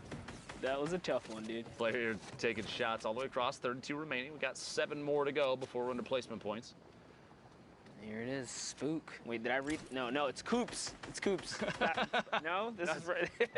I'm going to be honest with you, I have no idea at this point. We don't know anymore, but here it is, Spook. Hopefully, looking to pop someone here. Finds the window. It's a nice weak build right there. And, oh, man, building with Willet is terrible. Way above the threshold here. He's closing in on his top 25. Can he hold out? That's really what he's looking for. 38 points. He's in contention. There's still time to queue up here. He is totally in the running right now. And that's a big 3-piece right there. 2 huge legendary AR shots connect. One being a headshot, rips apart the shield. Combat follow-up, so clean. Spook goes back in to recycle the geyser and just gonna keep him in the air, just trying to get this placement right now. 2 quick ticks out in the storm. What does have the highest drop right now, slowly floating in. Bucky starting to take shots. Wouldn't surprise me if descent happens very quickly from those that are still floating because of that. Power on the bottom you saw for just a second, very low HP. Tricks picking Vita off and feed. Alex Toast getting an elimination. Power going down to himself and the storm. Hate to see that player on the outside. Alex Toast does get eliminated. Makin, 26 left. 1 more goes down. Whoever this 26th position is going to feel bad about missing placement points, but it is the way of the road, as they say. Ultra Laser Hawk is the player, and we are now in the top 25 for placement. Everybody picking up 3 points. The community launchpad may be going to pay the price. Doesn't quite go down. Now Makin down to 66, catching a competing player, going for the same launch pad, and everybody's flying in here at Lazy Lagoon. We're basically headed straight. In fact, it's an entirely in the water 8th circle that we're moving towards right now. And like placement is only just barely given out. As we're in 20 players on a riverbed, you can't walk down there. You have to build. This is such a weird end game. I mean, you could try, but it's going to be real sad when you have to jump along the bottom. Look at this, Foxy Boxy taking shots and then immediately getting shot at from Ty Tanks above. Goes down and Ty pushes in to try and get the loot. Player competing for that. Barband going down outside. Spook rotating forward, maintaining basically the 3rd floor up. A rip, gonna use it, maybe not. Decides not to, gonna move forward. A player dropping in the same box. Surprise, I'm in the box too, and Dotback goes down. Spook maintaining all the way on the outside of the zone. A couple storm ticks. That Siphon actually did end up saving him up to down to 49 HP now. 12 players left. Ty, Spook. A number of other players rotating in, stuck on the bottom underneath the waterfall. He got up and over, though. He did get up and over. That's going to be a weird place to rotate up, and he knows that's why he's looking right now, trying to see if he can find someone. Players are going to go down to the storm right now. That's 1. Iota goes down already. It's such a weird spot. Their struggle must be happening here. Synergy and Diggles fighting in the zone as well. Quick edit and a shot. Combat shotgun rotating around the outside, trying to chase that player down. Decides not to continue pushing just in case somebody else might be there. Like Ty Tanks, a quick elim there, picking up another Siphon. The 50 HP shield total there, very important. Just a bit ago, he had 49 health, guys. Now he's at 150. He is in the game right here. Swing. Will he get to 200 in time? Nope, someone snatches it up, but it's okay. He catches Aaron's. The rift. Right there, and there is a free rift. Definitely want to use that. Everyone already to the sky at this point. Top 5, all placement points have been given out, besides the victory royale at this point. Knocking on the ultimate low ground, taking shots. Traps to defend from anybody dropping in, like Just Chillin', who does go down very quickly. Another elimination, 7 now in 5 builds. Maybe looking for another shot on the players underneath. There are a handful down there. A quick grenade. I don't know if he caught that. Just tosses one down to see if he can get a hit on somebody. Maybe the 60 seconds before the storm. Can he get it? Dicks him Can out. he get it? Caught on the outside. He's got one build. Floor, he's going to have to push up, find it. Gets it. Did he get it? Bertsack. Can he get the mats? Dropping in. He got a few. He did. Yeah, he did. He's just good a few. still. 3 players now knocking on the ultimate low. And watch this. Everybody's about to get pushed in the air because of the path of the storm. And that might... He needs to hit the shot. Oh my gosh. Staying just barely away from the vent. Almaken gets 4 eliminations. The victory royale and everybody else. At that point, because it was so close to the end of the game, nobody wanted to go for the vent because you're pushed up in the air, and with the circle that small, you are asking to tick out storm damage. You want to stay engaged, so a forced rotation out into the storm is the only option at that point. Yeah, and that's why Spook was trying so desperately hard to push through that building and catch the Elam before he took off in the geyser, but he did manage to throw him up and couldn't get the siphon to keep him in the game.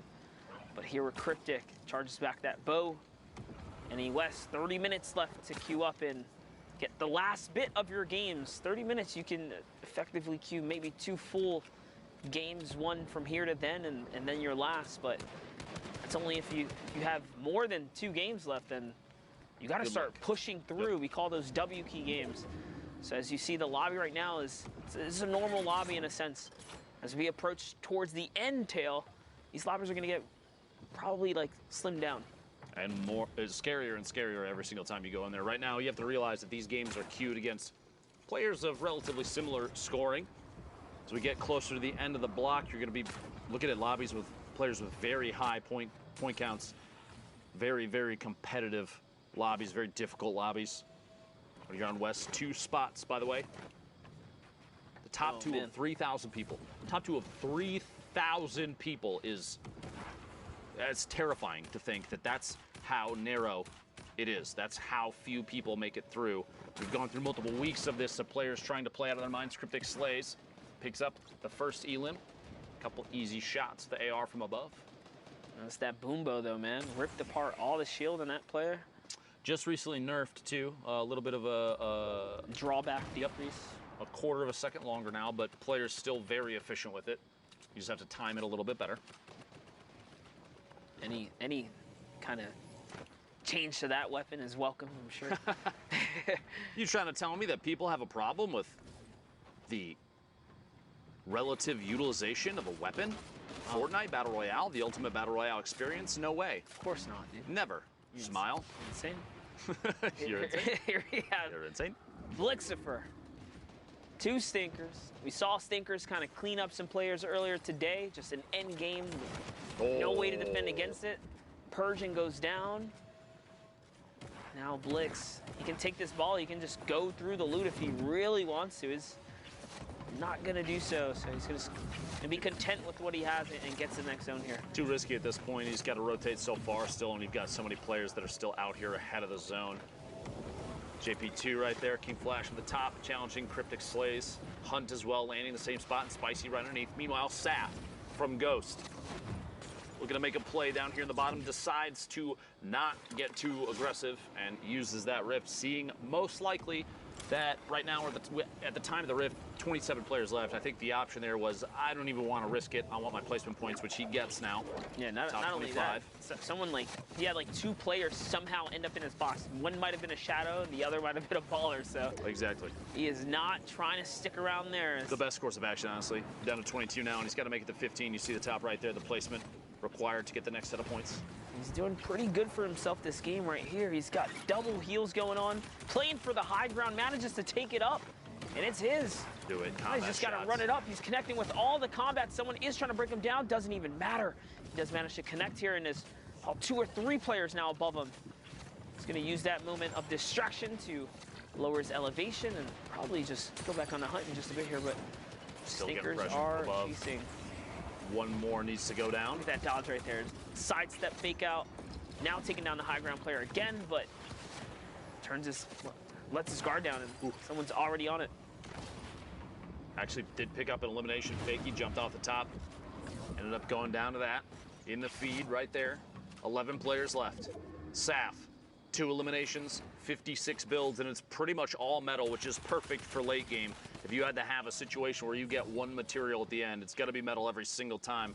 You use that to zone people out as the storm's pushing in behind. Slows them down because they have to try and knock out those walls, and it's going to take multiple hits. And at the same time, maybe a chance for you to edit back. Go for elimination. Hector here, the ultimate low ground. Moving forward, 35 points so far. Still in contention. Cryptic slays in your feed, putting it down to the top 10 remaining. As Fett goes down. Yes, indeed. There's a player right here. He does have the edit, makes the double shot, connects with a 136 combat. Just one hit was the one that took him down, but didn't break the wall in time. Is he going to be? Oh, no what way. a bait. King Flash was waiting for that. But hey, he brought in a slurp juice for King Flash. That's going to be a big come up for him. And special delivery. Let's look at how much health these players in the low ground have. No Flash, just gets one elim right there. It's going to put him back in.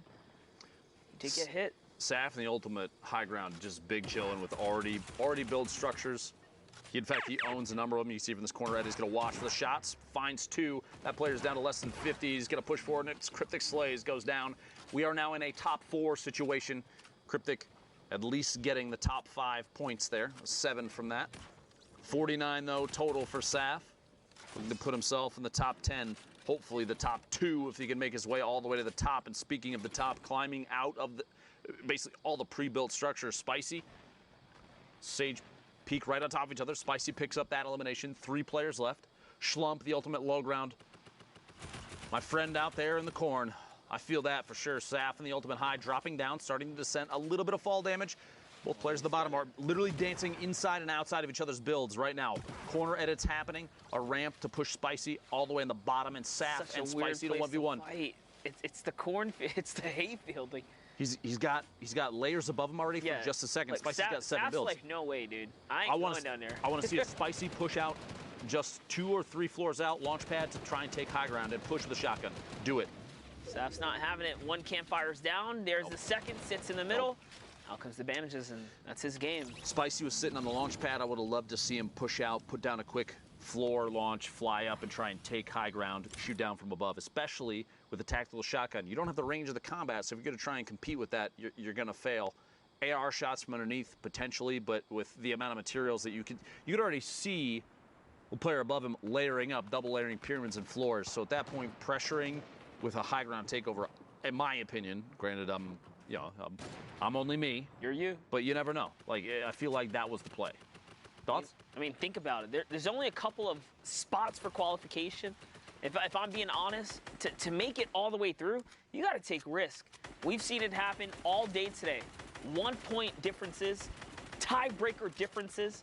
Yep. You got to make risk right there. Like, that was an elimination he could have took, but he just said, you know what? He weighed his card and said, I have the bandage, I have the campfire. I'm going to go for the heal off. You lose a point. You leave a point on the field. Was it 7th, 8th, 9th, and 9th and 10th were all 60 points? Yes, 4 players in a 60-point tiebreaker bracket, and Creo just barely eked out. So you're looking at that and you're thinking, I should probably push this, maybe. Don't leave anything up for grabs. Can't in those final moments, but 39 players left. That's how it all kind of crumbles in that one. But here it is, symmetrical. We saw having quite the day today if he can continue to just hold out. We had a chance to look at his first 5 games of the day, the breakdown, and he was so heavily weighted on placement. He's playing so strategically that 4 eliminations right now, multiple wins. I believe he had 3 games that were wins, and this might actually be one of them. We'll see before too long. One that he went out at 100th. I know that feeling. Don't worry. If you're going to go down, might as well be 100. Get all your time back. Like, you know what? On to the next one. Keep on rolling. You know, most players don't get 10 in anyway, so it is all good as, oh, poor Fishman right here. Wheels catches a ton of damage. It was white, so you know he's going to keep the pressure up here. 100%. And yep, it's going to keep it nice and safe. He hears the minis. This is checkmate, buddies. Hello. Bye-bye. I mean, guess Ethan. I'm assuming it's Ethan. Can't really tell. Question mark then. Put Wheels from WBG picking up a solid elimination. Good mechanical technique there, getting the quick replaces, quick edits, the swipes. You can see them. I love that you can see them too, how fast they're, activating the edit, swiping, confirming the edit, and then just quickly taking a shot. Sog is the ultimate high ground. Looks like a legendary AR in his hands. I would not want to play on 60 hertz. I'm sorry. Struggle. That's rough. It's the struggle. Respect to Soggy's on 60 hertz, man. Who knows if that's UV? It actually is. The name itself, though, very funny. I commend him. Moving forward. Little corner edit. More and more players, instead of capping off with a ramp and flipping it, have been doing a pyramid and just choosing which corners they want to raise up. Because you can immediately just look down, reset it, and drop down. Change corners. See multiple 3 players in rotation. Finds the weakest one. Look at the damage above the threshold for, for Storm Surge. 1,338 damage above the threshold. Until it's down to 30 players in the top left corner of your screen, folks, Storm Surge will apply damage ticks to everybody that's still in until it's down to 30, or that is everybody that's below the threshold, the damage cutoff. So you have to make sure that you're dealing as much damage as you can. Alberto here only 80 above. Barely above, but lucky for him, he's just outside of the threshold, so he should be okay here. Alberto, 2 Rift to goes. 3 Shadow Bombs. He's got everything he needs to kind of play for placement here. You might as well at this point, and that's why he's choosing to just rotate, not necessarily firing at anyone. Just notice the holds here. Now he's going on defense, holding builds, keeping it nice and calm. If you don't fire back, people are going to start targeting you, and that's kind of what's happening here. So 2 rifts. So the 1 of 2 Shadow Bombs remaining. Gonna have to almost rotate through the sink. Dodges those with ease. 149 total. He's dropping just above. Oh my gosh. The landing there lands right on a ramp inside a tower that is 2 floors up. Drops in, build, quick double edit, falls into the player. Tactical shotgun, easy clap. That's respect right there. So fast. No hesitation. Saw the opportunity, took the wall. That was the perfect scenario for him to be in. It's also going to allow him to upgrade that loadout.